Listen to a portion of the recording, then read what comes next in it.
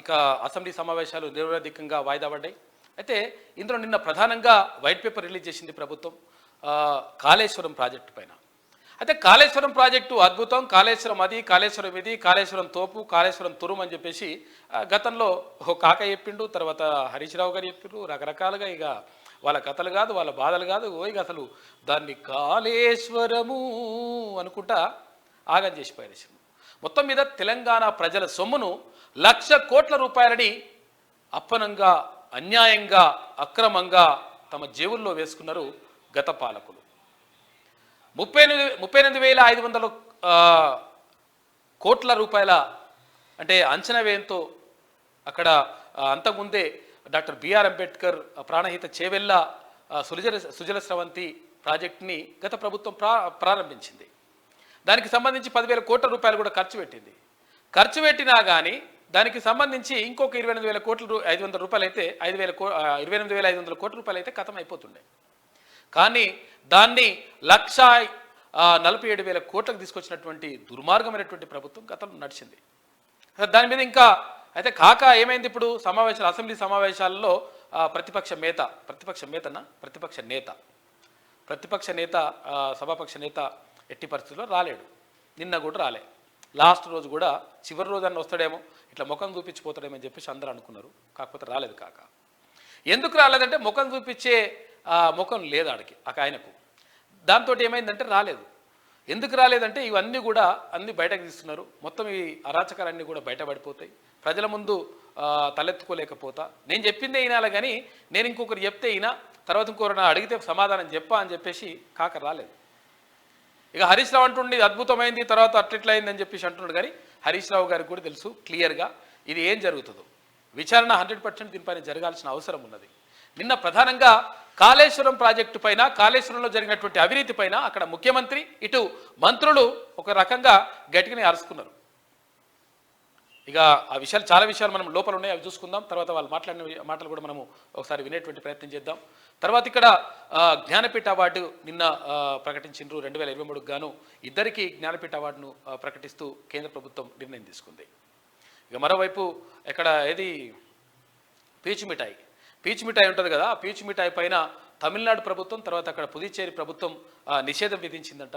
కారణం ఏంటి అంటే అందులో వాడే రసాయనాలు, తర్వాత అది మొత్తం కూడా క్యాన్సర్ కారకంగా మారుతుంది కాబట్టి ఎట్టి పరిస్థితుల్లో దాన్ని అమ్మడానికి కానీ తయారు చేయడానికి వీల్లేదు అంటూ అక్కడ తమిళనాడు, పుదుచ్చేరి ప్రభుత్వాలు నిర్ణయం తీసుకున్నాయి. ఇక చాలా విషయాలు మనం మాట్లాడుకోవాలి. ఇక మార్నింగ్ న్యూస్లో ముందుగా వెలుగు దినపత్రికను చూద్దాం. వనదేవతల జనజాతర ఈ సంచికతో పాటు 32 పేజీల దర్వాజా సప్లిమెంటరీ అందుకోండి అంటూ ఇవాళ సండే స్పెషల్ కదా, ఇలా అంత అయితారం కదా, మంచిగా మరి కథా కార్యక్రమం అన్నీ ఉంటాయని అనుకుందాం. ముంచింది మామ అల్లుళ్ళే, కాళేశ్వరం పాపాలకు కేసీఆర్, హరీష్ రావే బాధ్యులు, ఇంజనీర్లు నిపుణులు చెప్పినా వినిపించుకోలే అని చెప్పేసి సీఎం రేవంత్ రెడ్డి అంటా ఉన్నారు. మేడిగడ్డ వద్ద బ్యారేజీ కట్టాలని పూర్యలో పురుగు పుట్టిందే కేసీఆర్కు. సొంత సర్కార్ వేసిన కమిటీ రిపోర్ట్ను కూడా పక్కన పెట్టేసిండు. తుమ్మిడిహెత్తి వద్ద కాదని మేడిగడ్డ వద్ద బ్యారేజీ కట్టి ఆగం చేసిండు. నదులకే నడక నేర్పిన వ్యక్తి మురిగిన మేడిగడ్డ, పగిలిన అన్నారం, కుప్పగూలిన సుందిళ్లపై ఏం సమాధానం చెప్తాడు? 38,500 కోట్ల రూపాయల ప్రాజెక్టు అంచనాలను 1,47,000 కోట్లకు పెంచి దోచుకున్నారని ఆగ్రహం వ్యక్తం చేసిండు నిన్న ముఖ్యమంత్రి. దోచుకోవడానికే గత బీఆర్ఎస్ ప్రభుత్వం కాళేశ్వరం ప్రాజెక్టు కట్టిందని, జరిగిన తప్పులను ఒప్పుకోకుండా ఆ పార్టీ నేతలు ఇంకా దబాయిస్తున్నారని సీఎం రేవంత్ రెడ్డి మండిపడ్డారు. మేడిగడ్డ వద్ద బ్యారేజీ కట్టొద్దని ఇంజనీర్లు, నిపుణులు చెప్పినా కేసీఆర్, హరీష్ రావు వినిపించుకోలేదని, అట్లా మామాల్లులు చేసిన పాపాలే ఇప్పుడు తెలంగాణకు శాపాలుగా మారాయని ఆయన అన్నారు. చేసిన తప్పులకు తెలంగాణ సమాజానికి క్షమాపణ చెప్పాలని ఆయన డిమాండ్ చేశారు. నదులకే నడప నేర్పిండని, నెమలికే డ్యాన్స్ నేర్పిండని, అపర భగీరథుడు అని చెప్పేసి కేసీఆర్ గురించి బీఆర్ఎస్ వాళ్ళు గొప్పగా చెప్పుకుంటారు. కానీ ఇప్పుడు మునిగిపోయిన మేడిగడ్డ, పగిలిపోయిన అన్నారం, కుప్పగూలిన సుందిళ్లపై ఏం సమాధానం చెప్తారు? జరగబోయే ప్రమాదాన్ని అప్పట్లోనే నిపుణులు, ఇంజనీర్లు చెప్పినా కేసీఆర్ వినిపించుకోలేదు. తుమ్మిడిహెట్టులో కాదని మేడిగడ్డ వద్ద బ్యారేజ్ని కట్టి ముంచిండు. ఇక కేసీఆర్ ప్రభుత్వం వేసిన 5 సభ్యుల కమిటీ కూడా హెచ్చరించినా ఆయన పట్టించుకోలేదు. ప్రాజెక్టు వ్యయం అంచనాను భారీగా పెంచి దోపిడీకి తెగబడ్డాడు అని సీఎం మండిపడ్డారు. కాళేశ్వరం దుర్మార్గాలకు కేసీఆర్ హరీష్ రావే బాధ్యులని చెప్పేసి, మామ అల్లుళ్లే బాధ్యులని చెప్పేసి అక్కడ ముఖ్యమంత్రి చేసినటువంటి వ్యాఖ్యలు చూసుకోవచ్చు. ఇక రిపోర్టును తొక్కిపెట్టిండ్రు. నాడు 5 ఇంజనీర్లు కష్టపడి 14 పేజీల రిపోర్టును ఇస్తే దాన్ని కేసీఆర్ హరీష్ రావు తొక్కిపెట్టి మసిబూసి మారడికాయ చేశారని సీఎం రేవంత్ రెడ్డి మండిపడ్డారు. అయితే 38,500 కోట్ల రూపాయల నుంచి 1,47,000 కోట్ల రూపాయలకు ప్రాజెక్ట్ అంచనాలను పెంచారు. 2015లోనే మేడిగడ్డ మేడిపండేనా అంటూ కేసీఆర్ మిత్రుడి పత్రికలోనే కథనం వచ్చింది. ఇవన్నీ ఇప్పుడు మునిగిపోయిన మేడిగడ్డ, పగిలిపోయిన అన్నారం, కుప్పకూలిన సుందిలను చూసి రాసింది కాదు. గతంలో ఇంజనీర్లు రిపోర్ట్ల ఆధారంగానే మీడియా మిత్రులు వాస్తవాలు చెప్పారు. ఇవన్నీ పెడచెవిన పెట్టి దాచుకోవాలి అనే ఆలోచనతో కేసీఆర్ పనిచేసిండు అని చెప్పేసి నిన్న తీవ్ర స్థాయిలో మండిపడ్డారు ముఖ్యమంత్రి రేవంత్ రెడ్డి.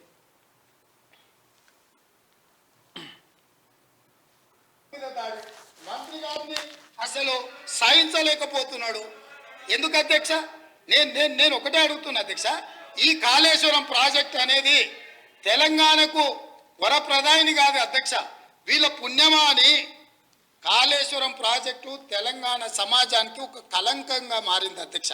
ఇవాళ ఈ కలంకాన్ని నిలువెత్తు ఆధారాలు అక్కడ ఉంటే పక్కున పగిలిపోయి 2గా చీలిపోయి నేలకు కుంగిపోయి నిటారుగాడపోయి నిలబడితే సిగ్గుతో తెలంగాణ సమాజం తల వంచుకొని పరిస్థితులు కల్పించిన వాళ్ళు ఇంకా నిస్సిగ్గుగా సభలో నిలబడి మమ్మల్ని ప్రశ్నిస్తారా అధ్యక్ష? ఆనాడు జరిగిన తప్పిదాలను సరిదిద్దడానికి ఉమ్మడి రాష్ట్రంలో సమైక్య పాలనలో తీసుకుంటున్న నిర్ణయాలు తెలంగాణ సమాజానికి మేలు చేకూర్చడం లేదు అనే ఎన్నో ఒడిదుడుకులను ఎదుర్కొని 4 కోట్ల తెలంగాణ ప్రజలకు 60 సంవత్సరాల ఆకాంక్షను అమలు చేయడానికి శ్రీమతి సోనియా గాంధీ గారు తెలంగాణ రాష్ట్రం ఇచ్చింది అధ్యక్ష. అట్లా ఇచ్చిన తెలంగాణను వీళ్ళని నమ్మి వీళ్ళ చేతిలో పెడితే 10 సంవత్సరాల దివాలా తీయించి కొల్లగొట్టి ప్రాజెక్టులు పక్కున బలిగిపోతుంటే దాని మీద క్షమాపణ చెప్పకుండా ఇంకా ఎదురుతాడేంది అధ్యక్ష? ఏంది ఇదా అధ్యక్ష పద్ధతి? ఈ నివేదికని కాదంటాడా? ఈ నివేదిక వాళ్ళు అధికారులను వాళ్ళు నియమించలేదంటాడా? లేకపోతే ఈ నివేదిక సంబంధం లేదంటాడా అని నేను అడుగుతున్నా అధ్యక్ష. ఇవాళ మాజీ మంత్రి హరీష్ రావు గారిని నేను నిలదీస్తున్నా. మీరు బాధ్యులు, మీరు ఈ దుర్మార్గాలకు పాల్పడ్డది మీరు. మిమ్మల్ని ఎందుకు 2014 నుంచి 18 వరకు మిమ్మల్ని చంద్రశేఖరరావు గారు మంత్రిగా కొనసాగించి 18లో ఎందుకు మిమ్మల్ని మంత్రిగా బర్తరఫ్ చేసిందని నేను అడుగుతున్నా. మీరు ఈ దోపిడీలో 376 కదా ఫస్ట్ క్లాస్ ఎట్టి పరిస్థితుల్లో అది వాళ్ళు చేసిన కథ ఇట్లున్నదన్నట్టు లెక్క. కాబట్టి కాళేశ్వరం మొత్తం కూడా కాళేశ్వరాన్ని నాశనం చేసి కాళేశ్వరం ప్రాజెక్టు పేరుతోటి తెలంగాణ ప్రజల సొమ్మును దోచుకొని వారిని దాచుకొని రకరకాలుగా మొత్తం నష్టం చేసినటువంటి దౌర్భాగ్య పరిస్థితి ఏర్పడ్డది గత ప్రభుత్వం హయాంలా. హరీష్ రావు కలెక్షన్ బాయ్, కాంట్రాక్టర్ల దగ్గర వసూలు చేయడానికే పనికొస్తాడు. కాళేశ్వరంపై ఆయనకి అవగాహన లేదు, ఆయన చెప్తే మేము వినాలనా? అసెంబ్లీలో మండిపడ్డ మంత్రి వెంకటరెడ్డి అంటూ ఒక వార్త కనిపిస్తూ ఉంది. ఇక్కడ హరీష్ రావు కలెక్షన్ బాయ్ అంటున్నారు మరి మంత్రి గారు. హరీష్ రావు అయితే నేను ఏం చేస్తుండే మొత్తంగా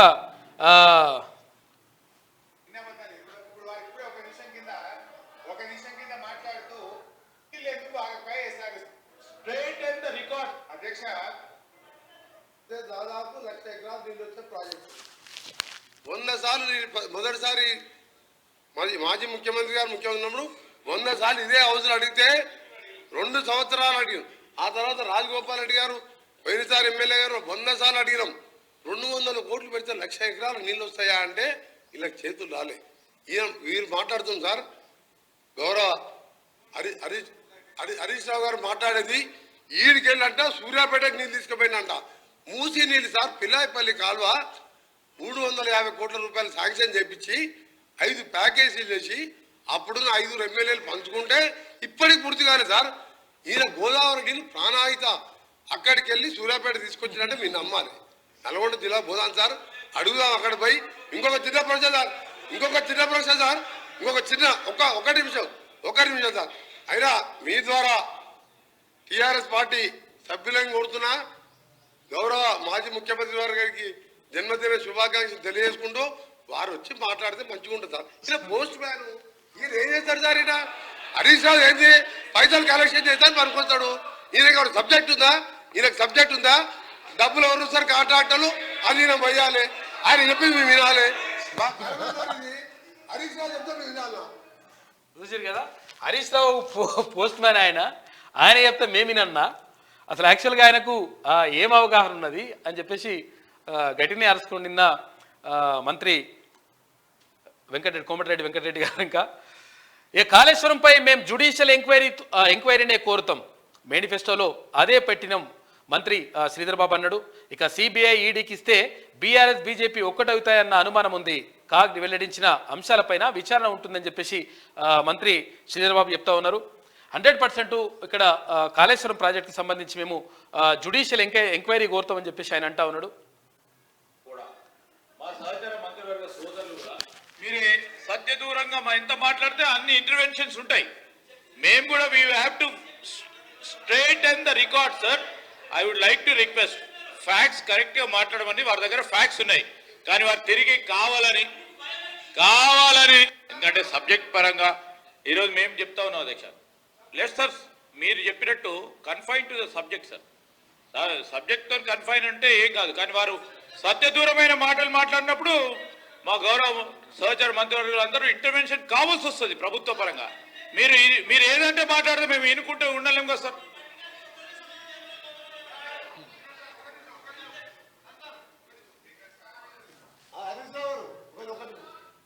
మీరు సత్యదూరంగా ఎంత మాట్లాడితే అన్ని అబద్ధాలు మాట్లాడుతుంటే తప్పుడేకి ఎట్లా కూర్చుంటాం మేము.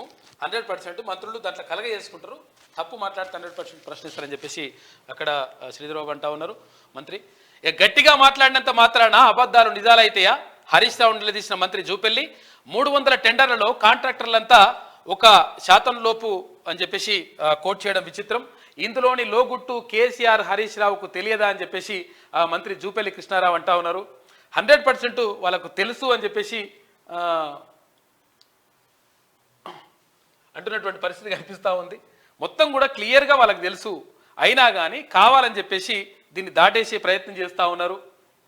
ఇదంతా కూడా జరుగుతూ ఉందని చెప్పేసి మంత్రులు గట్టిగానే నిన్న ప్రతి మంత్రి కూడా గట్టిగానే అరుచుకున్నాడు నిన్న. వాళ్ళకి అర్థమవుతాడు. ఇక హరీష్ రావు ఏమో ఇక అట్లా ఇట్లా ఏదని చెప్పేసి కప్పిపుచ్చేటువంటి ప్రయత్నం చేసిండు. తర్వాత ఏది చేసినా కానీ 100% ఎంక్వైరీ జరిగితే ఆ కథంతా కూడా బయటకు వచ్చేటువంటి అవకాశం మాత్రం క్లియర్గా ఉన్నది.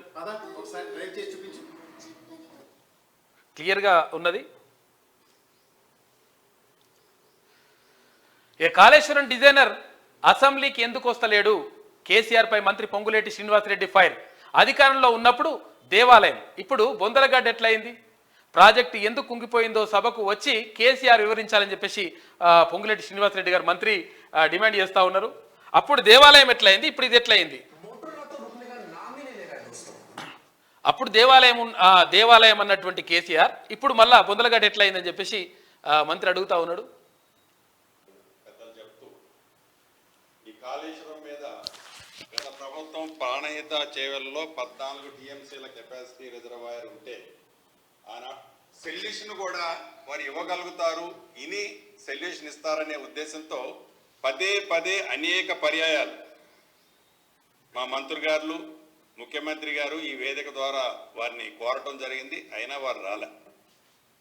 ఇక్కడ ప్రధానంగా మనం గమనించాల్సింది ఏదైతే ఈ కాళేశ్వరం ప్రాజెక్టు ఓపెన్ అయ్యే నాడు ఆనాటి ముఖ్యమంత్రి కల్వకుంట్ల చంద్రశేఖరరావు గారితో పాటు ఇంకిద్దరు ముఖ్యమంత్రులు హాజరయ్యారు. ఈ హాజరైన ఆ వేదిక సాక్షిగా ఆనాడు చంద్రశేఖరరావు గారు అన్న వర్డ్స్ ఏంటంటే, ఇది ఒక దేవాలయం లాంటి ప్రాజెక్టు, ప్రపంచంలోనే అద్భుతంగా కట్టిన ప్రాజెక్టు, చాలా బ్రహ్మాండంగా కట్టాము అని ఆ రోజు అన్నారు. మంచిది.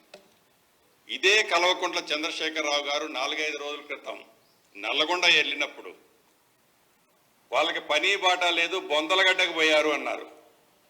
ఆనాడు దేవాలయమైన మేడిగడ్డ, ఈనాడు అధికార పార్టీ ఏదైతే ప్రత్యక్షంగా డ్యామేజ్ అయిన ప్రాంతాన్ని చూడటానికి పోయినప్పుడు అది బొందలగడ్డ ఎలా అయిందో మరొక్కసారి ఆత్మ పరిశీలన చేస్తుంది. అంతే కదా, ఆయన దేవాలయమైన ఆయన్నే చెప్పిండు. తర్వాత వాళ్ళకి పేర్లు కూడా లక్ష్మీ బరాజు, సరస్వతి బరాజు ఇట్లా అని చెప్పేసి బరాజుల పేర్లు పెట్టిండు. మరి దేవాలయమైన ప్రాజెక్టు ఇప్పుడు బొందలగడ్డ ఎందుకు అయిందని చెప్పేసి అక్కడ మంత్రి అడుగుతా ఉన్నారు. కాళేశ్వరం యూజ్లెస్, 3 బ్యారేజీల్లో నీళ్లు నింపలేం, గేట్లన్నీ కుల్లా పెట్టాల్సిందే.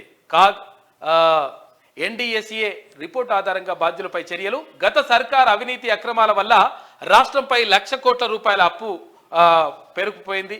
వైట్ పేపర్లో తేల్చి చెప్పిన మన రాష్ట్ర ప్రభుత్వం. అసెంబ్లీలో ప్రవేశపెట్టిన మంత్రి ఉత్తమ్. మేడిగడ్డ, అన్నారం, సుందిల బ్యారేజీలకు భారీగా డ్యామేజీ. అన్నారం బ్యారేజీ మళ్ళా ఇంకో బుంగబడ్డది. ఇక ఎన్డీఎఫ్ఏకు ఎస్ఏకు ఫిర్యాదు చేసినాం. సుందిల బ్యారేజ్ చెక్ చేయిస్తాం. 3 బ్యారేజీలను ఎన్డీఎస్ఏకి అప్పగిస్తున్నట్లుగా మంత్రి వెల్లడించిండు. కాళేశ్వరం ప్రాజెక్టు మొత్తం లోపభూయిష్టంగా ఉందని, అది ఓ యూజ్లెస్ ప్రాజెక్ట్ అని రాష్ట్ర ప్రభుత్వం తేల్చి చెప్పింది. ప్రాజెక్టులోని 3 బ్యారేజీల్లో నీళ్లు నింపలేని దుస్థితి ఏర్పడిందని పేర్కొంది. కాంట్రాక్టర్లకు లబ్ధి చేకూర్చేందుకే గత సర్కార్ ప్రాజెక్టును కట్టిందనే విషయాన్ని కాక్ కూడా తన రిపోర్ట్లో తెలిపిందని, వాళ్ళ అవినీతి అక్రమాలతో రాష్ట్రంపై 1,00,000 కోట్ల రూపాయల అప్పు మోపిందని ఆందోళన వ్యక్తం చేసిండ్రు. ఏమైంది ఇక్కడ? కాళేశ్వరం ప్రాజెక్ట్ ఏమైందంట? అసలు యాక్చువల్గా ఇది ఒక యూజ్లెస్ ప్రాజెక్టు, పనికి మాలిన ప్రాజెక్ట్ అని చెప్పేసి క్లియర్గా మంత్రులు చెప్తా ఉన్నారు. నిజంగా కూడా ఒకవేళ అది అద్భుతమైన ప్రాజెక్టే అయి ఉంటే, అద్భుతమైన ప్రాజెక్టే అయి ఉంటే వాళ్ళు ఆయన్నే వచ్చేటోడు, కాకు వచ్చేసి మాట్లాడి ఓ ఇది సూపర్ అట్లా ఇట్లా అని చెప్పేసి చెప్పేటోడు. కానీ ఎందుకు మాట్లాడతలేడంటే కాక ఎందుకు వస్తలేడు అంటే, కాక రాకపోవడానికి కారణం ఇదే. ఎందుకనంటే వస్తే ఆటోమేటిక్గా తేలిపోతుంది కదా కథ. అందుకనే కాక మాట్లాడనమాట. అందుకని కాళేశ్వరం ప్రాజెక్టు పైన ఎందుకు అంటే ఇంత మాట్లాడాల్సి వస్తుంది అంటే, 1,00,000 కోట్ల రూపాయలని 1,00,000 కోట్ల రూపాయలని తెలంగాణ ప్రజల సొమ్మును మొత్తం కూడా జేబులాలు వేసుకున్నారు, అక్కడ మట్టిలో పోసేసినారు. నిజంగా ఏమైనా ఉపయోగపడ్డదా, ఎంతమైనా జరుగుతుంది అంటే అది ఎక్కడ కూడా కనిపించినటువంటి పరిస్థితి.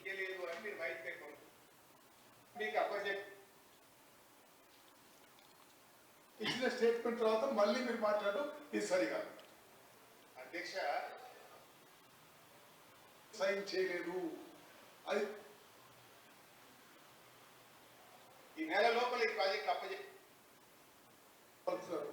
నేను పోయినసారి కూడా చెప్పిన ఆ minutes of the meeting Telangana government తరఫు నుంచి ఎవరు సైన్ చేయలేదు.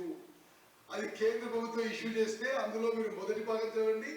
తెలంగాణ సెక్రటరీ ఆ విషయాన్ని వ్యతిరేకించిందని చెప్పి ఆ ఫస్ట్ పేరా చదవండి.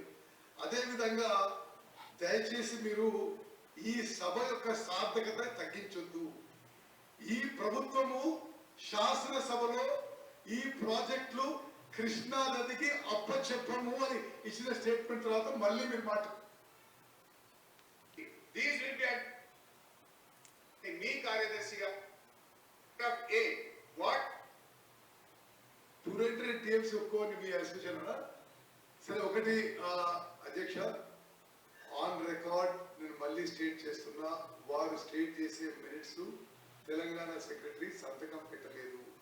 మా దృష్టికి రాగానే ఈ మినిట్స్ తప్పు, ఇది చూసినావా, ఇక లేని ఉన్నాయి అట్లా సంతకం పెట్టేసిండ్రు, అయిపోయింది పోయిపోయింది అని చెప్పేసి ఇట్లా కథలు చెప్పే ప్రయత్నం చేసిండ్రు. 100% పెట్టలేదని చెప్పి చెప్తా ఉన్నారు మంత్రి ఉత్తమ్ కుమార్ రెడ్డి. చూసారు కదా, మొత్తం కూడా ఇక ఆగమాగం చేసేసి ఇప్పుడేమో ఇట్లా అంటుండే, ఇక భూగర్భ జలాలు మా వల్లనే పెరిగినాయట. ఈయన ఇక పోస్తే పెరగొచ్చు అనుకుంటా. ఏం పోసిండో ఏమో మరి, కాక ఇట్లా ఏమన్నా తెచ్చిపోసిండో ఏమో తెలుస్తలేదు. కానీ కాల్వలను ఆధునీకరించినాం, చివరి ఆయకట్టు వరకు నీళ్ళు ఇచ్చినామని చెప్పేసి హరీష్ రావు అంటున్నాడు. 10 ఏళ్లలో 17.24 ఎకరాల లక్షల ఎకరాల కొత్త ఆయకట్టు క్రియేట్ చేసినాం. చాలా రోజులు మాట్లాడిన తర్వాతే ప్రాణహిత రీఇంజనీరింగ్కు వెళ్ళినాం. నిజానికి ప్రాజెక్టులను మార్చాలని అనుకోలేదు. తుమ్మిడిహెట్టు వద్ద నీళ్లు లేవని సిడబ్ల్యూసీనే తేల్చి చెప్పిందని చెప్పింది. అట్లేం చెప్పలేదు. 100% వీళ్ళు కావాలని చేసింది ఇదంతా కూడా. మేం తప్పు చేయలేదు, చేస్తే చర్యలు తీసుకోండి, వైట్ పేపర్ అంతా తప్పుల తడక అని చెప్పేసి విమర్శిస్తా ఉన్నాడు. వైట్ పేపర్లో బరాబర్ ఉంది కాబట్టే కాక రాలేదు. నిజంగా ఒకవేళ అలా తప్పుడు తడక ఉండి తర్వాత ఒకవేళ వీళ్ళు అంటే వాళ్ళు గట్టిగా ఉండుంటే ఒకవేళ నిజంగా ఆయన చేసినటువంటి పని కరెక్ట్గానే ఉండుంటే కాకు వచ్చేటోడు వచ్చి అట్లా ఇట్లా అని చెప్పి చెప్పేటోడు. ఈయన వేసిందంటే భూగర్భ జలాలు మొత్తం ఈయన నేను నింపినట్టుగా నీళ్ళు ఆడ ప్రాజెక్టే ధనం పూర్తి కాలేదు పూర్తి స్థాయిలో. తర్వాత అది కాలువలే ఇంకా పూర్తి కాలేవు. కాలువలు పూర్తి కాకుండానే భూగర్భ జలాలు పెరిగిపోయినాయి, తర్వాత నీళ్ళని పెరిగిపోయినాయి. ఇవన్నీ కథలన్నీ ఉంటాయి అన్నట్టు లెక్క. ఇందాక కోమటిరెడ్డి వెంకటరెడ్డి గారు చెప్పారు కదా, అరే అప్పుడే ఉన్నాయి నాయన నీళ్ళని అసలు యాక్చువల్గా అప్పటి గత ప్రభుత్వంలో కట్టినటువంటి ప్రాజెక్టులే ఆ ప్రాజెక్టులతోటి ఇవన్నీ కూడా నడుస్తూ ఉందంటే ఇగో ఈ కథలు చెప్తా ఉన్నాడు ఈయన.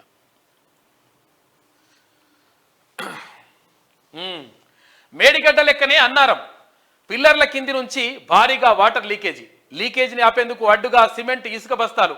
చివరికి NDFA SCA ఆదేశాలతో నీళ్లను ఖాళీ చేస్తున్న ఆఫీసర్లు చూడరుగా 10 గేట్లు తెరిచి 6,750 క్యూసెక్కులకు పైగా వాటర్ రిలీజ్ చేసిండ్రు. గతంలో 10 చోట్ల పడిన బుంగలు డేంజర్ జోన్లో అన్ని పిల్లర్లు ఉన్నాయంట. చూసుకో కథ. మేడిగడ్డ లెక్కనే అన్నారం కూడా ఉందంట. అన్నారం సుందిల్లా బిందు అన్ని కథ. మీకు ఇది కథ. అన్నారం బ్యారేజీ పిల్లర్ల కింద నుంచి లీక్ అవుతున్న నీళ్ళు ఇట్లా చూడు. లీక్ అవుతున్నాయి గిన్నె ఏమన్నా వస్తున్నాయని ఇగో ఇట్లా గేట్లు ఓపెన్ చేయడంతో కిందకు వృధాగా వెళ్తున్న నీళ్లు. కాళేశ్వరం ప్రాజెక్టులోని బ్యారేజీల దగ్గర డేంజర్ బెల్స్ మోగుతూనే ఉన్నాయి. మొన్న మేడిగడ్డ బ్యారేజీ కుంగింది.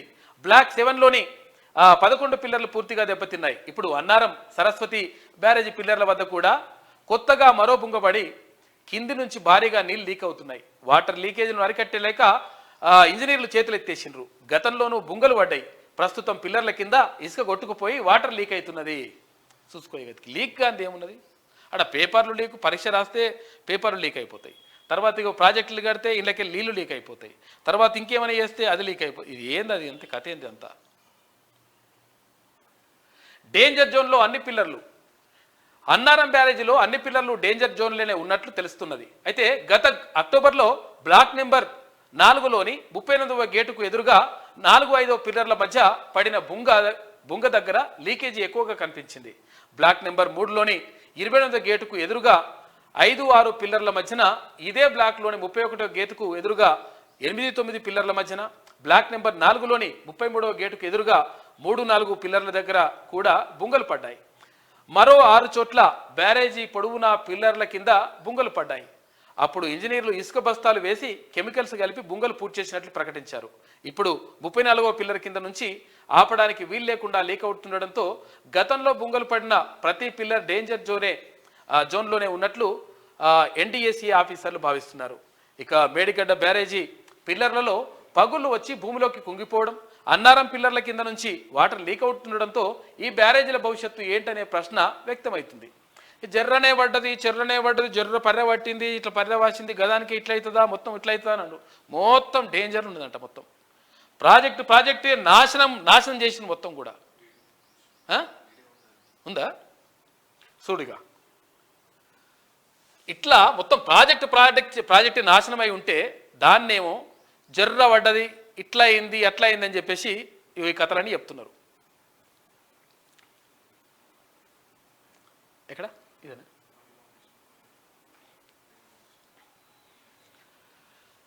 కొంచెం ఇట్లా అయిందంట, ఇట్లా అవుతుందనంట.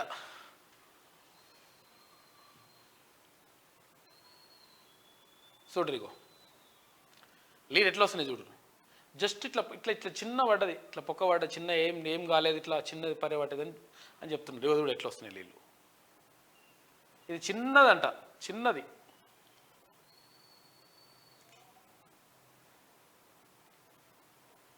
చూడరు వాళ్ళ చూస్తూ ఉన్నారు అధికారులు వచ్చి.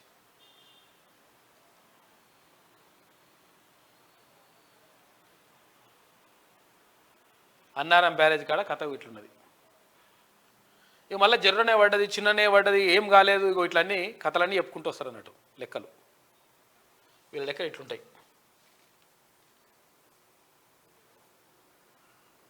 ఇగో ఈయనంట ముఖ్యమంత్రి అయితే సచివాలయానికి రాడు, MP అయితే పార్లమెంటుకు పోడు, MLA అయితే అసెంబ్లీకి రాడు.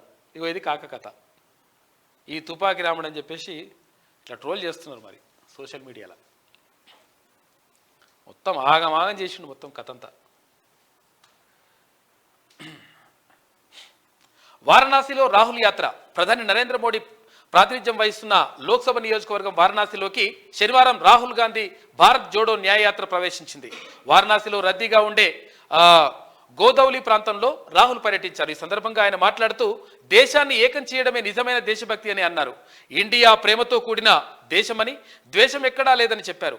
ఒక సెక్షన్ మీడియా ప్రధాని మాత్రమే చూపిస్తున్నదని, దేశంలో రైతులు కార్మికుల కష్టాలను చూపించడం లేదని చెప్పేసి ఆవేదన వ్యక్తం చేసిండు రాహుల్ గాంధీ. వారణాసిలో న్యాయ జోడో యాత్ర కొనసాగుతూ ఉంది. తమిళనాడులో పీచు మిఠాయిపై బ్యాన్. తమిళనాడు ప్రభుత్వం పీచు మిఠాయిని బ్యాన్ చేసింది. ఇందులో క్యాన్సర్ కారక రసాయనాలు ఉన్నట్లు తేలడంతో బ్యాన్ విధిస్తున్నట్లు ఆ రాష్ట్ర ఆరోగ్య శాఖ మంత్రి సుబ్రహ్మణ్యన్ తెలిపారు. క్రెడిట్ కార్డు బిల్లులు కట్టలేక దంపతులు ఆత్మహత్య చేసుకున్నట్టు. పాపం దారుణమైన పరిస్థితి. ఇట్లా క్రెడిట్ కార్డులు తీసుకొని ఇష్టం వచ్చినట్టుగా అట్లా తీసుకోకూరి వాళ్ళు డబుల్ వాడు అప్పులు అంటే వడ్డీలు వేస్తూ ఉంటాడు. అది కట్టలేక ఇదంతా కూడా అట్లా ఎట్టి పరిస్థితుల్లో ఏకండి. తర్వాత ఇక్కడ సైబర్ మోసాల మీద కూడా జాగ్రత్తగా ఉండండి.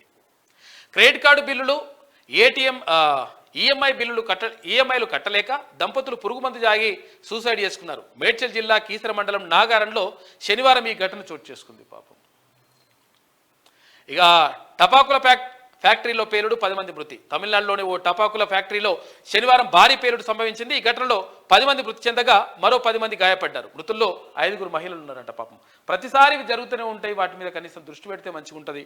అవి ఎందుకు అట్లా ప్రికాషన్స్ తీసుకోరో అర్థం కాదు. ఇక జైస్వాల్ సెంచరీ. ఇంగ్లాండ్తో 3వ టెస్టులో ఇండియా భారీ ఆధిక్యంతో పట్టు సాధించింది. ఇక తొలి ఇన్నింగ్స్లో ఇంగ్లాండ్ను 319 రన్స్కి ఆల్అౌట్ చేసింది. అనంతరం యశస్వి జైస్వాల్ సెంచరీతో 3వ రోజు చివరకు ఇండియా 2వ ఇన్నింగ్స్లో 2 వికెట్లు కోల్పోయి 196 స్కోర్ చేసింది. ఇక స్పేస్లోకి మరో వెదర్ శాటిలైట్. వాతావరణంపై అధ్యయనం చేసే ఇన్శాట్ 3DS ఉపగ్రహాన్ని ఇస్రో విజయవంతంగా ప్రయోగించింది. Geosynchronous launch vehicle GSLV F-14 rocket సాయంతో ఇన్శాట్ 3DS ఉపగ్రహాన్ని కక్షలోకి ప్రవేశపెట్టింది. అయితే ఏపీలోని శ్రీహరికోట నుంచి శనివారం సాయంత్రం ఈ ప్రయోగం జరిగింది. 2274 కిలోల బరువున్న ఈ ఇన్శాట్ 3DS వాతావరణ సమాచారం, విపత్తుల నిర్వహణ, భూ ఉపరితలం, సముద్రాలపై అధ్యయనం కోసం ప్రవేశపెట్టిందంట. నిన్న అది కూడా విజయవంతమైంది. ఈ సంవత్సరం ఇది 2వ విజయం ఇస్రోకి సంబంధించి. ఇక ఇవాళ తీన్మార్ చూసుకుంటే చాలా తలకాయలు తేలేటట్టున్నాయి సార్ అంటున్నాడు. ఏం తలకాయలు అంటే ఇవి? శివబాలకృష్ణ అక్రమాస్తుల విషయాలకు వస్తే మొత్తం కూడా దర్యాప్తు చేస్తూ ఉంటే కొత్తలు బయటకు వస్తున్నట్టు. అరవింద్ కుమార్ వచ్చిండు, అరవింద్ కుమార్కు వెనకాల కేటీఆర్ అన్నట్టు వచ్చింది. ఇంకొకరు అట్లా చాలామంది తలకాయలు ఉన్నాయంట. అది మొత్తం కూడా దర్యాప్తు కొనసాగుతూ ఉంటే ఇంకా ఎంతమంది ఉన్నారో సార్ అని చెప్పేసి అంటున్నారు. గాడున్న కథ అట్లున్నది. ఇది వెలుగు దినపత్రికలో ఉన్నటువంటి ప్రధాన కథనాలు. అయితే ఒకసారి ఆంధ్రజ్యోతి చూద్దాం. గుల్జాల్ రామభద్రాచార్యులకు జ్ఞానపీఠ్, ఉర్దూ సంస్కృత సాహితీవేత్తలకు పురస్కారం 2023 ఏడాదికి ప్రకటించిన ఎంపిక కమిటీ. జ్యూరీలో ఆంధ్రజ్యోతి ఢిల్లీ ప్రతినిధి కవి కృష్ణారావు. ఇక పసితనంలోనే కంటి చూపు కోల్పోయిన సాహితీ రంగంలో రామభద్రాచార్య అసాధారణ కృషి. ఉర్దూ సాహితీ జగత్తులో గుల్జార్ ధృవతార. బాలీవుడ్లో అనేక సూపర్ హిట్ పాటలు ఆయన రాసినవే. ఇక్కడ గుల్జార్ చాలా పాటలు రాసిండు బాలీవుడ్లో, అంటే హిందీలో చాలా సినిమా పాటలు రాసిండు. తర్వాత ఇక్కడ ఆయన రామభద్రాచార్య అయితే సంస్కృతంలో మంచి గొప్ప పండితుడు. తర్వాత ఇక్కడ ఇవన్నీ వేదాలు వాటన్నిటిని కూడా వివరించేవాడు. ఆయనకి ఇద్దరికి కూడా జ్ఞానపీఠ అవార్డు వచ్చింది. తెలుగు సాహిత్యానికి సంబంధించి, అంటే భారతదేశంలో సాహిత్యానికి సంబంధించి అత్యున్నత పురస్కారం ఏది అంటే జ్ఞానపీఠ అవార్డు. ఈ జ్ఞానపీఠ అవార్డు తెలుగులో మొట్టమొదటిసారిగా విశ్వనాథ సత్యనారాయణకి, ఆ తర్వాత మన సినారేకు సి నారాయణ రెడ్డి గారికి, డాక్టర్ సి నారాయణ రెడ్డి గారికి, ఆ తర్వాత ఎవరికి రావురి భరద్వాజ్ గారికి 3 జ్ఞానపీఠాలు మన తెలుగు వారి ఖాతాలో పడ్డాయి. అవి అందులో సి నారాయణ రెడ్డి గారు మన తెలంగాణ బిడ్డ. తర్వాత ఎవరు ఇక రావురి భరద్వాజ్ గారు కూడా హైదరాబాద్లోనే సెటిల్ అయ్యిండు, వాళ్ళకు వచ్చింది గతంలో. ఇక కారు కమలం కలిస్తే అని చెప్పేసి ఆర్కే కొత్త పలుకు కనిపిస్తూ ఉంది. వేమూరు రాధాకృష్ణ గారు ఒక కొత్త పలుకు రాసిండు. అయితే ఇక్కడ కారు పార్టీ కమలం పార్టీ కలిస్తే ఎట్లుంటుంది, నిజంగా కలిసే పరిస్థితి ఉందా అని చెప్పేసి ఒకటి కథను రాసిండు వేమూరు రాధాకృష్ణ గారు. తెలంగాణలో 39 సీట్లు గెలుచుకొని ప్రధాన ప్రతిపక్షంగా ఉన్న బీఆర్ఎస్ ఆంధ్రప్రదేశ్లో గత ఎన్నికల్లో 151 సీట్లు గెలుచుకున్న వైసీపీ కూడా బీజేపీ అండ కోసం అల్లాడిపోవడం వర్తమాన రాజకీయాలను ఆశ్చర్యపరిచే పరిణామం. గత 10 ఏళ్లుగా అధికారం చెలాయించడానికి అలవాటు పడిన బీఆర్ఎస్ ఎమ్మెల్యేలు ప్రతిపక్షంలో ఇమడలేకపోతున్నారు. ఏమైందంట, 10 సంవత్సరాల నుంచి అధికారంలో ఉండి ఇక ప్రతిపక్షంలో ఉంటే ఇక ఏం చేయలేకపోతున్నారట, ఇమడలేకపోతున్నారు.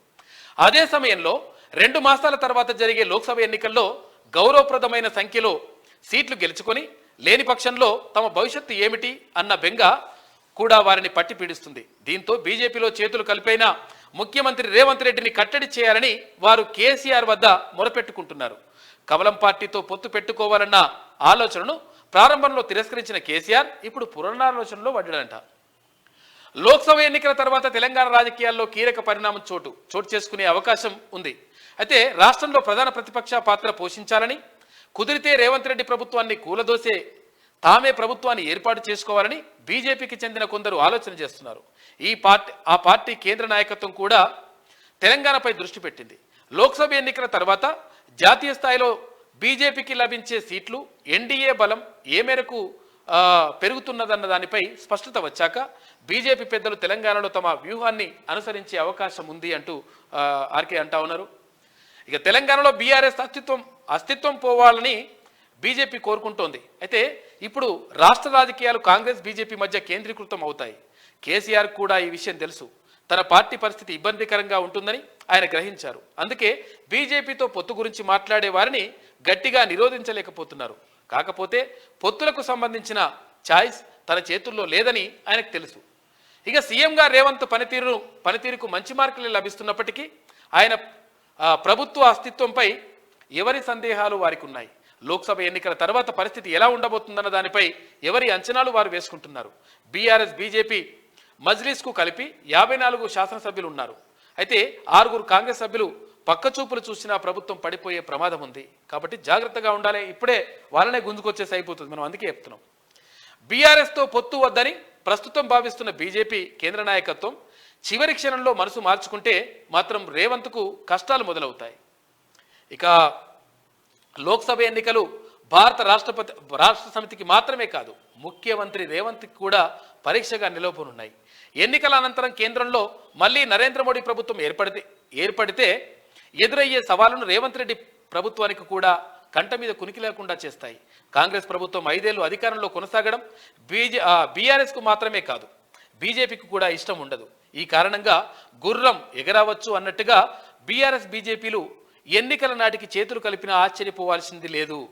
పొత్తుల ప్రతిపాదనను బీజేపీ కేంద్ర నాయకత్వం తిరస్కరిస్తున్నప్పటికీ బీఆర్ఎస్ మాత్రం తన వంతు ప్రయత్నాలు కొనసాగిస్తూనే ఉంది. ఎన్నికల్లో ఓటమి తర్వాత గత ప్రభుత్వాల వైఫల్యాల గురించి ఎంతగా చెప్పినా ప్రజలు చెవికెక్కదు. అయితే అధికారంలో ఉన్న వారి పనితీరునే ప్రజలు గమనిస్తారు. అధికారంలో ఉన్నప్పుడు నాటి సీఎం కేసీఆర్ ప్రస్తుత ముఖ్యమంత్రి రేవంత్ రెడ్డిని అనేక విధాలుగా వేధించారు. అందుకు ప్రతీకారం తీర్చుకోవాలని ఇప్పుడు రేవంత్ రెడ్డి భావిస్తే ఉపయోగం ఉండదు. రేవంత్ రెడ్డి ముఖ్యమంత్రి స్థాయికి ఎగబాకడానికి కేసీఆర్ అదే పనిగా వేధించడం కూడా ఒక కారణం. గత పాలకుల పాపాలను ప్రజలు ఇట్టే పోతారు. అయితే మాజీ ముఖ్యమంత్రి కేసీఆర్ శాసనసభకు రాకపోవడాన్ని ప్రజలు గమనిస్తున్నారు. ఈ సమయంలో రేవంత్ రెడ్డి అండ్ కో దెప్పి పొడిచినంత మాత్రాన అదనంగా ఒనగూరే ప్రయోజనం ఏమీ ఉండదు. అయితే అధికారం తలకెక్కడం వల్లే కేసీఆర్కు ప్రస్తుత దుస్థితి. అయితే ఈ నేపథ్యంలో కేసీఆర్ కుటుంబాన్ని టార్గెట్గా చేసుకోవడం వల్ల ఫలితం ఉండదా అని ముఖ్యమంత్రి రేవంత్ ఆలోచించుకోవాలి. ప్రస్తుతానికి లోక్సభ ఎన్నికల గండం దాటడంపైనే రేవంత్ రెడ్డి దృష్టి కేంద్రీకరించడం మంచిది అని చెప్పేసి ఆర్కే కొత్త పలుకు కనిపిస్తూ ఉంది. మొత్తం మీద ఇక్కడ కారు కమలం ఒకటయ్యేటువంటి అవకాశం ఉంది అంటూ కథనం కనిపిస్తూ ఉంది. అయితే చాలామంది ఇక్కడ గులాబీ ఎమ్మెల్యేలు కానీ తర్వాత నేతలు కానీ వెళ్ళి అక్కడ కాకను కలుస్తూ ఉన్నారంట. కలిసి ఎట్టి పరిస్థితుల్లో మనం కలిసి పోదాం, లేకపోతే మనకు ఆగమైతట్టుంది, ఎట్టి పరిస్థితుల్లో మనమైతే ఓట్లు వేయరు మాకు అని చెప్పేసి అంటా ఉన్నారంట. ఎందుకు కారణం ఏంటి అంటే అక్కడ ఇప్పుడు పార్లమెంట్ ఎన్నికలకు సంబంధించి వచ్చినప్పుడు ప్రధానమంత్రి ఎవరు ఉండాలే దానిపైనే ప్రధానంగా ఎన్నికలు జరుగుతాయి. మరి నిజంగా ఒకవేళ బీఆర్ఎస్ కనుక అంటే కారు పార్టీకి కనుక గులాబీ పార్టీకి కనుక ఓటేస్తే నిజంగా మరి ప్రధానమంత్రిని నిర్ణయించేటువంటి పరిస్థితిలో ఉంటుందా అంటే ఎట్టి పరిస్థితుల్లో ఉండదు. కాబట్టి ఎట్టి పరిస్థితుల్లో ఈసారి బీఆర్ఎస్కి ఓటు వేయొద్దు అని చెప్పేసి ప్రజలు భావిస్తున్నట్టుగా తెలుస్తూ ఉంది. ఈ నేపథ్యంలోనే ఇక్కడ బీఆర్ఎస్ నేతలందరూ కూడా అంటా ఉన్నారంట. ఎట్టి పరిస్థితుల్లో మనం కలిసి పనిచేయాలి, లేకపోతే మనం ఇక నిలవరించలేకపోతాం. కాంగ్రెస్కి ఎక్కువ సీట్లు వస్తాయి, ఆ తర్వాత భారతీయ జనతా పార్టీకి వస్తాయి, ఇక బీఆర్ఎస్కి మాత్రం 0 వచ్చేటువంటి అవకాశం ఉంది, లేదంటే 1 వచ్చే అవకాశం ఉంది. కాబట్టి ఎట్టి పరిస్థితుల్లో మనము కలిసి పనిచేయాలని చెప్పేసి అడుగుతా ఉన్నారంట. దీని మీద ఫస్ట్ అయితే అట్టెట్లయితే అని చెప్పేసి కాక అన్నాడు కేసీఆర్. కానీ ఇప్పుడు మాత్రం కొంతవరకు ఇక్కడ కలిసిపోతేనే బాగుంటుంది అక్కడ భారతీయ జనతా పార్టీతో అని చెప్పేసి ఆలోచన చేస్తున్నట్ట. మరి భారతీయ జనతా పార్టీ ఎలాంటి నిర్ణయం తీసుకుంటుంది, తర్వాత ఇక్కడ కాక ఎలాంటి నిర్ణయం తీసుకుంటుంది అనే దానిపైన ఇప్పుడు సర్వత్రా చర్చ జరుగుతూ ఉంది.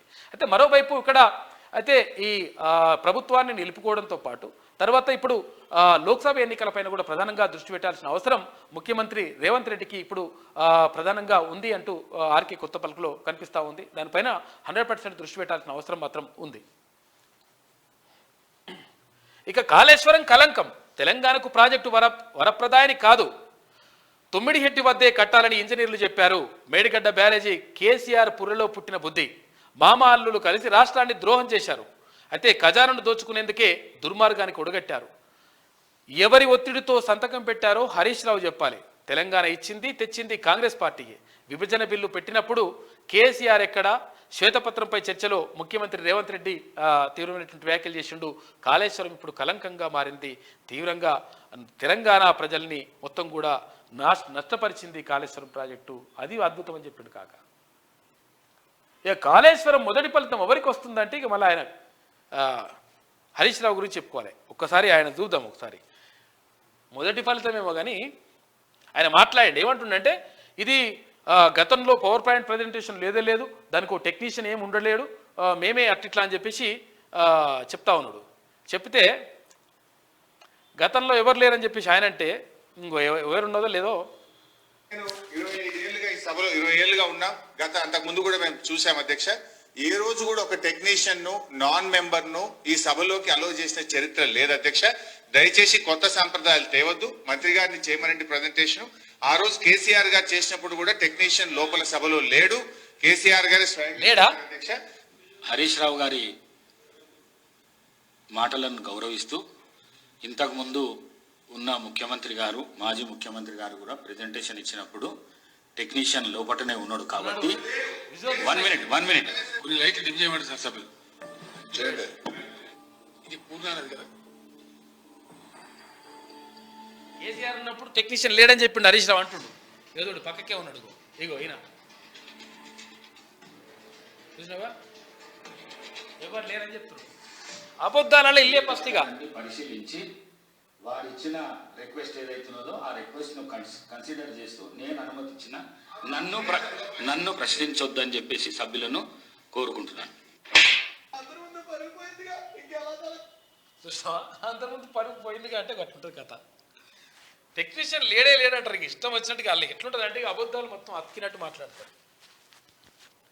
వాళ్ళ దాంట్లో వాళ్ళే ఇక తోపు దాంట్లో. ఇక అన్నారంలోనూ లీకేజీ, బ్యారేజీలో భారీ బుంగలు. మేడిగడ్డ తరహాలో ఇది ప్రమాదంలో ఉంది. కమిషన్లు కక్కుర్తి పడ్డారు. 10 ఏళ్ళు ఉండే బ్యారేజీలు 3 ఏళ్లకే కుంగాయి. పంప్ హౌజులు, సబ్స్టేషన్లు తప్ప నిర్మించిందేముంది? కాల్వలు నిర్మించాలన్న ఆలోచన లేకుండా పనులు. ప్రజలకు క్షమాపణ చెప్పాలి.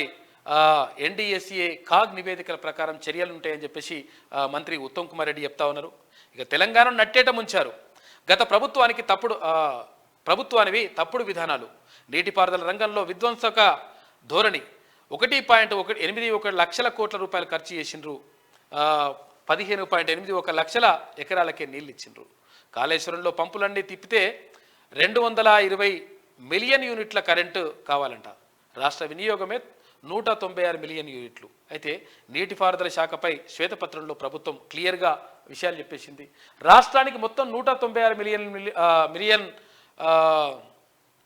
యూనిట్ల కరెంట్ అవసరమైతే ఓన్లీ కాళేశ్వరం ప్రాజెక్టుకే ఓన్లీ ఎత్తిపోయడానికి 200 మిలియన్ యూనిట్ల కరెంట్ అవసరమవుతుందంట. చూడు ఎంత దరిద్రమైగా. రాష్ట్రం మొత్తం వినియోగించకంటే దాన్ని ఎక్కువ. ఆ దరిద్రం తెచ్చి మన మీద పెట్టింది. ఇంకా చెప్తారు ఇక వీళ్ళు. శ్వేతపత్రం కాదు, తప్పుడు పత్రం. ఇదో గోబెల్స్ ప్రచారంలా ఉంది. తప్పు ఎవరు చేసినా తప్పే, బాధ్యులైనా శిక్షించాలి, బాధ్యులైన ఎవరైనా శిక్షించాలట. మరి శిక్ష పడుతుంది మరి మీకు కూడా. ఇంకా నువ్వే ఉన్నావు భారీ నీటిపారుదల శాఖ మంత్రిగా. ఫస్ట్ మేడిగడ్డ కూలిపోవాలనే పునరుద్ధరణ పనులు జాప్యం. కాంగ్రెస్ సర్కారులో కడెం తాలిపేరు కొట్టుకుపోలేదా? ఇక దురదృష్టవశాత్తు ఇలాంటి ఘటనలు జరుగుతాయి. సూటిగా దురదృష్టవశాత్తు జరుగుతాయంట. ఇష్టం వచ్చినట్టు ప్రాజెక్టే కొట్టుకుపోతే కూడా దురదృష్టవశాత్తు జరుగుతాయంట. ఎందుకు తీసేసిన నీళ్ళని తీసేసిన? మరి కాగ్ నివేదికను కాంగ్రెస్ సీఎంలే కొట్టిపారేశారు కదా. మీ ప్రభుత్వాలే ఉన్న ప్రాణహితకు అనుమతులు తేలేదే. మాజీ మంత్రి బీఆర్ఎస్ ఎమ్మెల్యే ఇంకో హరీష్ రావు ఇట్లా అంటున్నానంటే ఈయన కథ చూసిరు కదా. ఇందాక ఏమన్నాడు ఆయన? ఏమన్నాడు? అప్పుడు మేము టెక్నీషియనే లేడు అట్టిట్లా అని అన్నాడు. టెక్నీషియన్ చూపించినాం మనం. గగన విజయం నింగిలోకి దూసుకెళ్లిన జిఎస్ఎల్వి F-14 18.46 నిమిషాల్లో విజయవంతంగా కక్షలోకి ఇన్శాట్ 3DS ఉపగ్రహం. ఇస్రోకు ఈ ఏడాది వరుసగా రెండవ విజయం. వాతావరణంపై ఎప్పటికప్పుడు సమాచారం ఇస్తుందంట. జూన్లో నిసార్ ప్రయోగం ఉంటుందని చెప్పేసి అక్కడ ఇస్రో చైర్మన్ సోమనాథ్ చెప్తా ఉన్నారు. బాణసంచ కర్మాగారంలో పేలుడు 10 మంది మృతుల్లో 4 మహిళలు, మరో 8 మందికి తీవ్ర గాయాలని అంట. తమిళనాడులో ఘోర ప్రమాదం చోటు చేసుకుంది. అవును, రిగ్గింగ్ జరిగింది. చీఫ్ జస్టిస్ ఎలక్షన్ కమిషన్ పాత్ర ఉంది. ఓడిపోవాల్సిన 13 మంది అభ్యర్థులను గెలిపించా.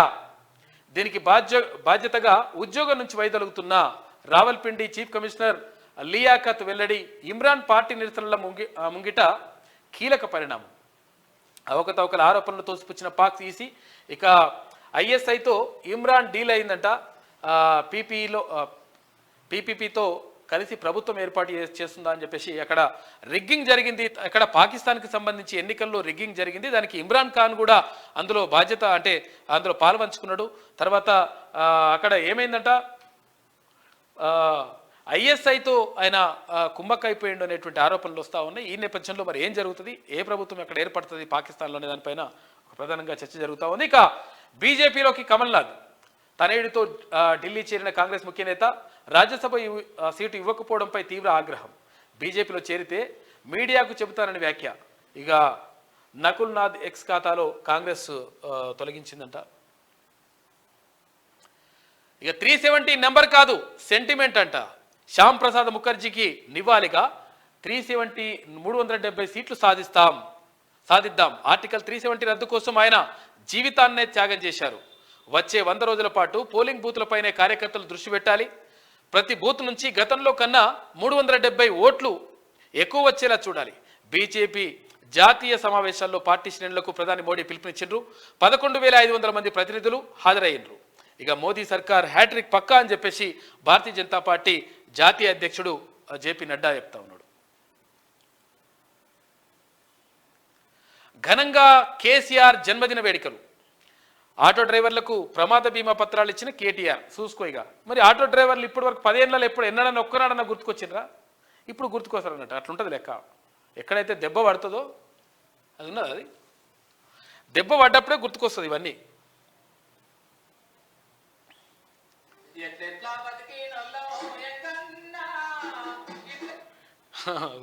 పాట వస్తుంది. ఎట్టెట్లా బతికినోళ్ళం ఎంకన్నా ఏడేమి అయిపోయేరా వెంకన్న అంట. చూసిరుగా. ఎండలా కూర్చొని నిలబడి ఇట్లా కూర్చొని ఒక కేటీఆర్ తర్వాత మంత్రులు మాజీ మంత్రులు కథాకారకని అంతా నడుస్తూ ఉంది. ఎందుకనంటే అహంకారం ఉంటే ఇట్లనే ఉంటుంది లెక్క.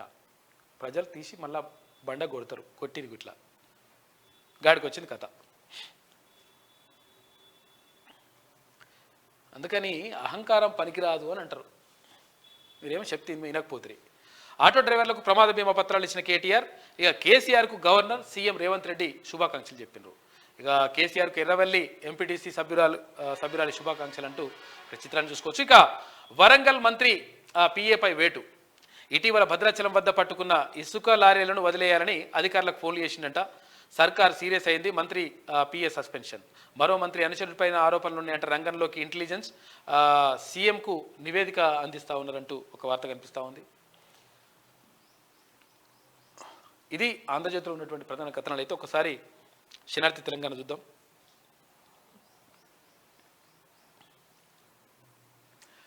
కలంకంగా కాళేశ్వరం. తెలంగాణ ఇచ్చింది మేమే, తెలంగాణ తెచ్చింది మా వాళ్ళే. రాష్ట్ర బిల్లు పెట్టినప్పుడు కేసీఆర్ యాడుండు. కేసీఆర్ హరీష్ కలిసి తెలంగాణను తీరని ద్రోహం చేసిండ్రు. తప్పు ఒప్పుకోండి, కప్పిపుచ్చుకోకండి. కూలిన ప్రాజెక్టును చూసి సిగ్గుపడాలి. చేవెళ్ళ చెల్లమ్మ కోసమే ప్రాణహిత.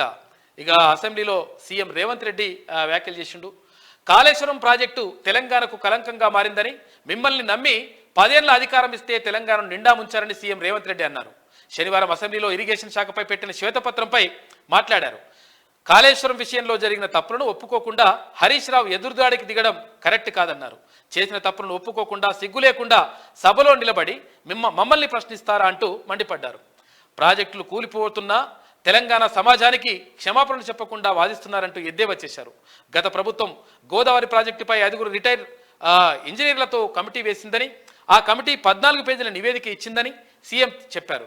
అయితే మేడిగడ్డ దగ్గర ప్రాజెక్టు నిర్మిస్తే నీరు నిరుపయోగమని పేర్కొన్నదని అన్నారు. అయితే దాన్ని పక్కన పెట్టి మేడిగడ్డ దగ్గర ప్రాజెక్టు కట్టారన్నారు.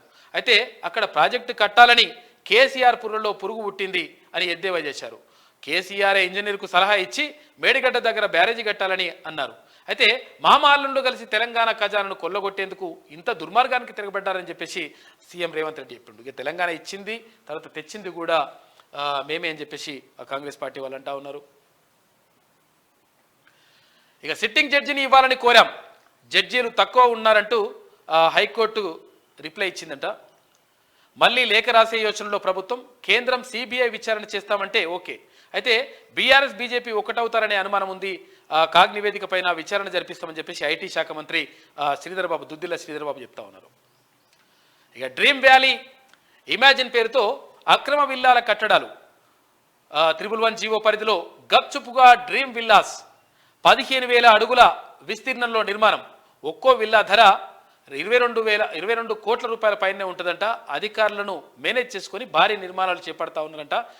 ఇక 111 జీవోలో మస్తు కట్టడాలు ఇష్టం వచ్చినట్టుగా. యాక్చువల్గా అక్కడ నిర్మాణాలు చేపట్టొద్దు అని చెప్పేసి ఒక నిబంధనలు ఉన్నాయి.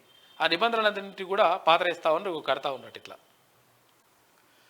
గుల్జార్ రామభద్రాచార్యులకు జ్ఞానపీఠ్. శనివారం జ్ఞానపీఠ అవార్డులు ప్రకటించిన ఎంపిక ప్యానెల్. ఉర్దూ కవిగా, సినీ గీత రచయితగా గుల్జార్ పేరు.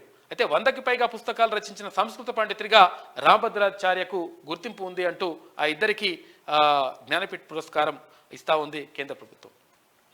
ఇక ఇన్షాట్ 3DS ప్రయోగం విజయవంతం. శ్రీహరికోట నుంచి ప్రయోగించిన ఇస్రో శాస్త్రవేత్తలు ఉపగ్రహాన్ని ఇంగిలోకి మోసుకెళ్లిన GSLV F-14 రాకెట్ ఇక నిర్దేశిత కక్షలోకి చేరిన ఉపగ్రహం. శాస్త్రవేత్తలను, సిబ్బందిని అభినందించిన ఇస్రో చైర్మన్ అంటూ ఒక వార్త కనిపిస్తూ ఉంది. నిన్న విజయవంతంగా నింగిలోకి దూసుకెళ్లింది. ఇక ట్రంప్కు 3,000 కోట్ల జరిమానా. ట్రంప్ బ్యాంకులను మోసం చేసినట్లు కేసు నమోదు. 2.5 నెలల పాటు విచారించిన న్యూయార్క్ కోర్టు.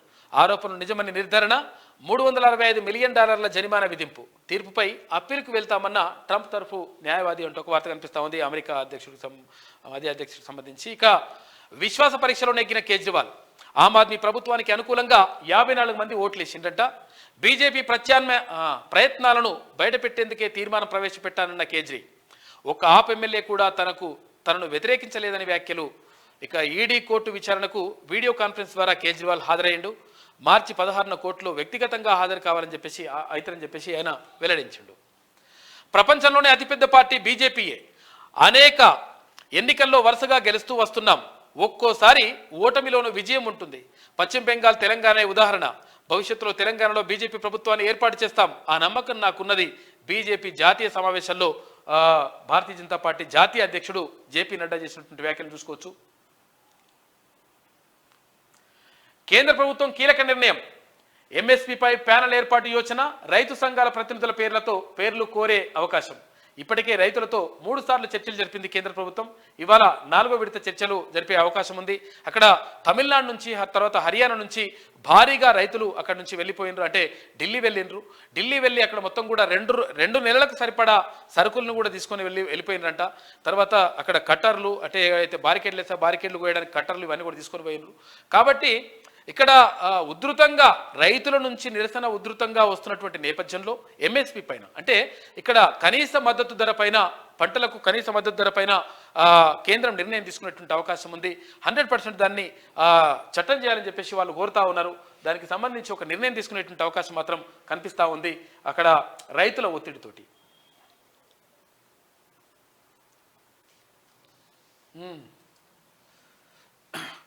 ఇది మొదటి పేజీ. అయితే ఒకసారి అసెంబ్లీ నిరవధిక వాయిదా 8 రోజుల పాటు సాగిన సమావేశాలు ఇరిగేషన్ పైనే ప్రధానంగా చర్చ జరిగింది. బయటపడ్డ గత ప్రభుత్వ డొల్లతనం.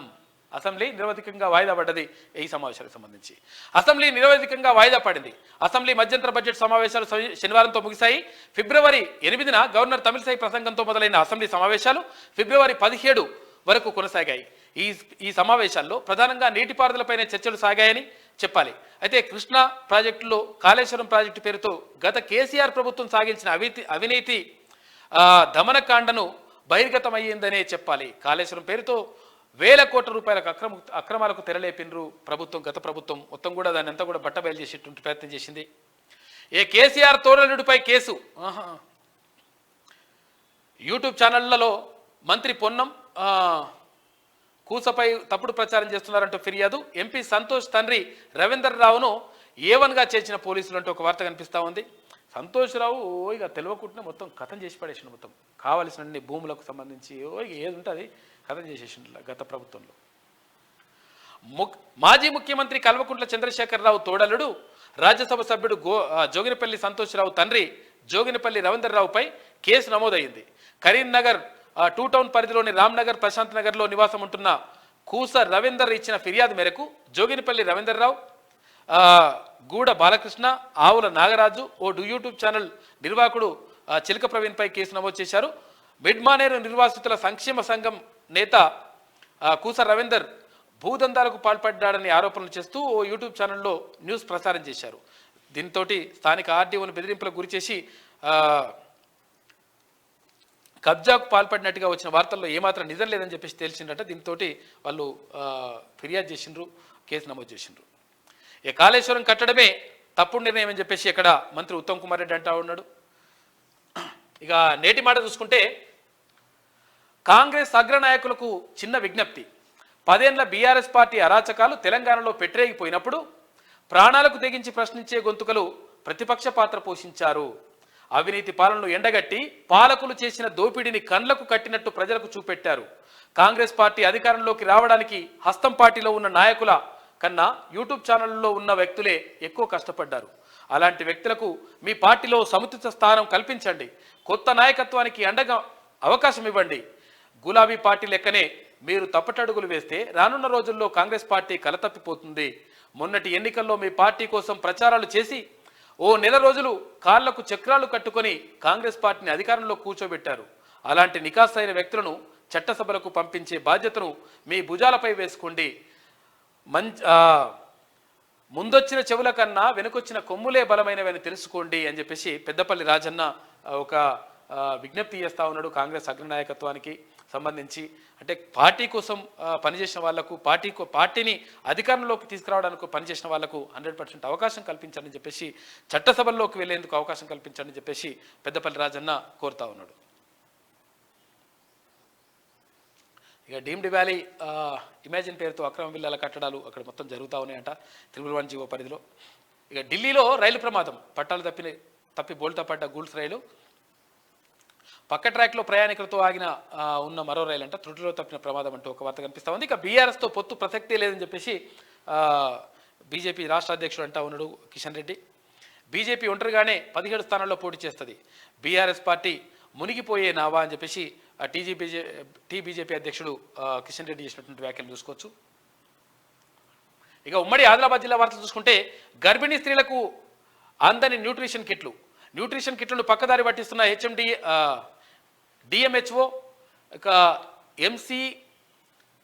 ఎంసీపీఐయు కన్వీనర్ పీటర్ ఆరోపణలు చేస్తూ ఉన్నారంట. ఇక్కడ నిర్మల్కి సంబంధించి గర్భిణీ స్త్రీలకు న్యూట్రిషన్ కిట్లు అందట్లేదు అని చెప్పేసి ఆరోపణలు వస్తూ ఉన్నాయి. మరి చూడాలి. కలెక్టర్లు మారిన సమస్యలకు పరిష్కారం దొరకట్లేదు. నూతన కలెక్టర్ ఎదుట కమలానగర్ వాసుల ఆవేదన అంటూ ఒక వార్త కనిపిస్తూ ఉంది నిర్మల్ జిల్లాకు సంబంధించి. ఇక తీన్మాన్ మల్లన్న 7200 టీంలో చేరికలు. ప్రజా సమస్యలను పరిష్కరించే దిశగా మల్లన్న టీం పనిచేయాలి. మంచిర్యాల జిల్లా అధ్యక్షుడు మహేష్ వర్మ. తీన్మాన్ మల్లన్న 7200 టీం జన్నారం మండలం కన్వీనర్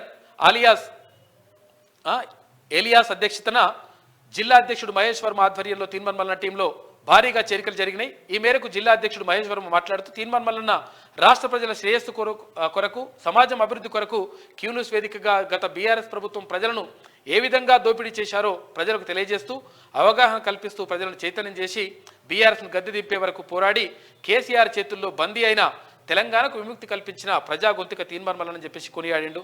అయితే ఈ కార్యక్రమంలో రాష్ట్ర అధ్యక్షుడు రజనీ కుమార్ తోని కూడా శాల్వాతో ఆదేశాలను తూచా తప్పకుండా పాటించాలని మల్లన్న టీంను బలోపేతం చేయాలని ఆయన కోరిండట. కార్యక్రమంలో మంచిర్యాల జిల్లా social media convener Rakesh, Jannaram మండలం టీం సభ్యులు కూడా వీళ్ళందరూ కూడా పాల్గొన్నారంట. ఇక సోనాలలో సెంట్రల్ లైటింగ్ ఏర్పాటు చేయాలి.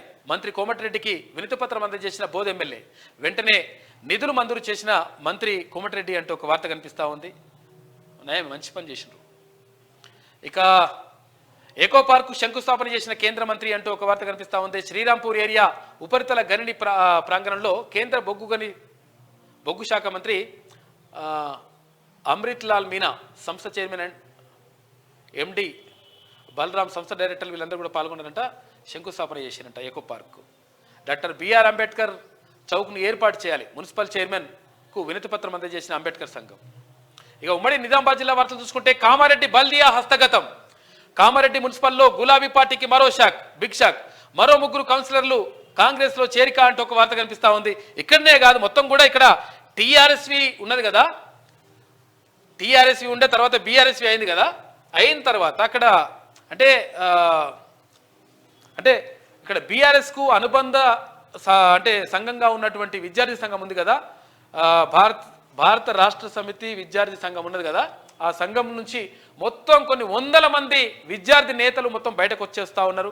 తర్వాత 100% మొత్తం కూడా నాశనం చేసిర్రు నాయన, ఈ తెలంగాణ రాష్ట్రాన్ని మోసం చేసిండ్రు, మా విద్యార్థి నేతలు మోసం చేసిరని చెప్పేసి టీఆర్ఎస్వి నాయకులు మొత్తం కూడా బయటకు వస్తూ ఉన్నారంట.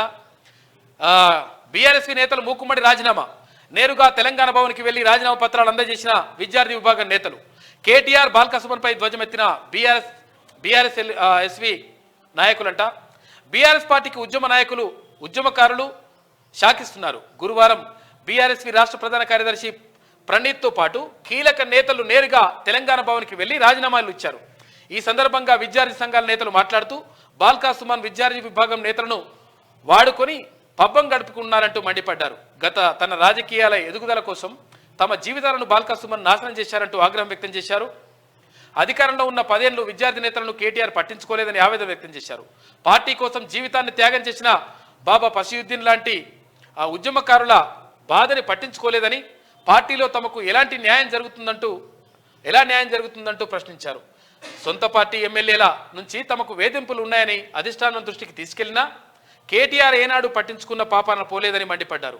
బీఆర్ఎస్కు తెలంగాణలో మనుగడ లేదని, రానున్న రోజుల్లో విద్యార్థి విభాగంలో మరిన్ని రాజీనామాలు జరుగుతాయని తెలిపారు. రాజీనామా చేసిన వారిలో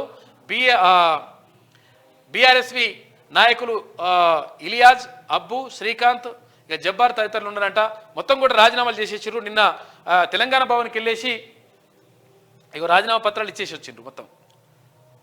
ఇక వద్దు, మేము ఇక్కడ టీఆర్ఎస్వి విద్యార్థి నాయకులుగా ఉండం, మేము బీఆర్ఎస్ విద్యార్థి నాయకులుగా ఉండమని చెప్పేసి వాళ్ళందరూ కూడా అంటా ఉన్నారు.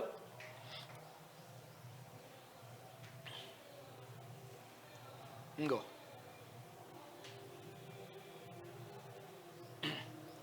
మొత్తం మూకుడుముగా రాజీనామా చేసేస్తున్నారు మొత్తం టోటల్గా, ఈ కథలు వద్దని చెప్పేసి. తెలంగాణ భవన్కి వెళ్ళారు.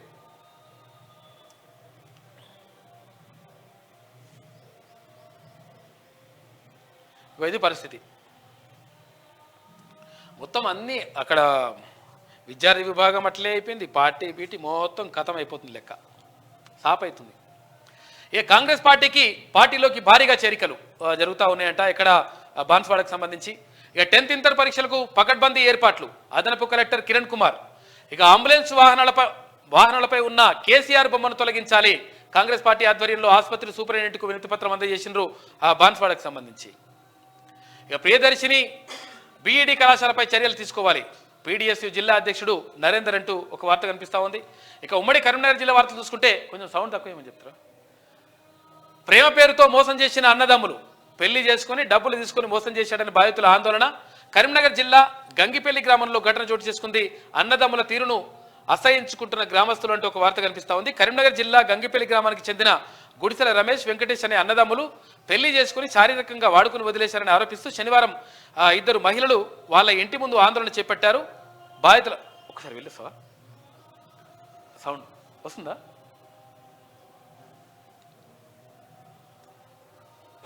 ఇక బాధ్యతాయుతంగా విధులు నిర్వర్తించండి, విధి నిర్వహణలో నిర్లక్ష్యం వహిస్తే సహించేది లేదు. రామగుండం నగరపాలక సంస్థ కమిషనర్ సిహెచ్ శ్రీకాంత్.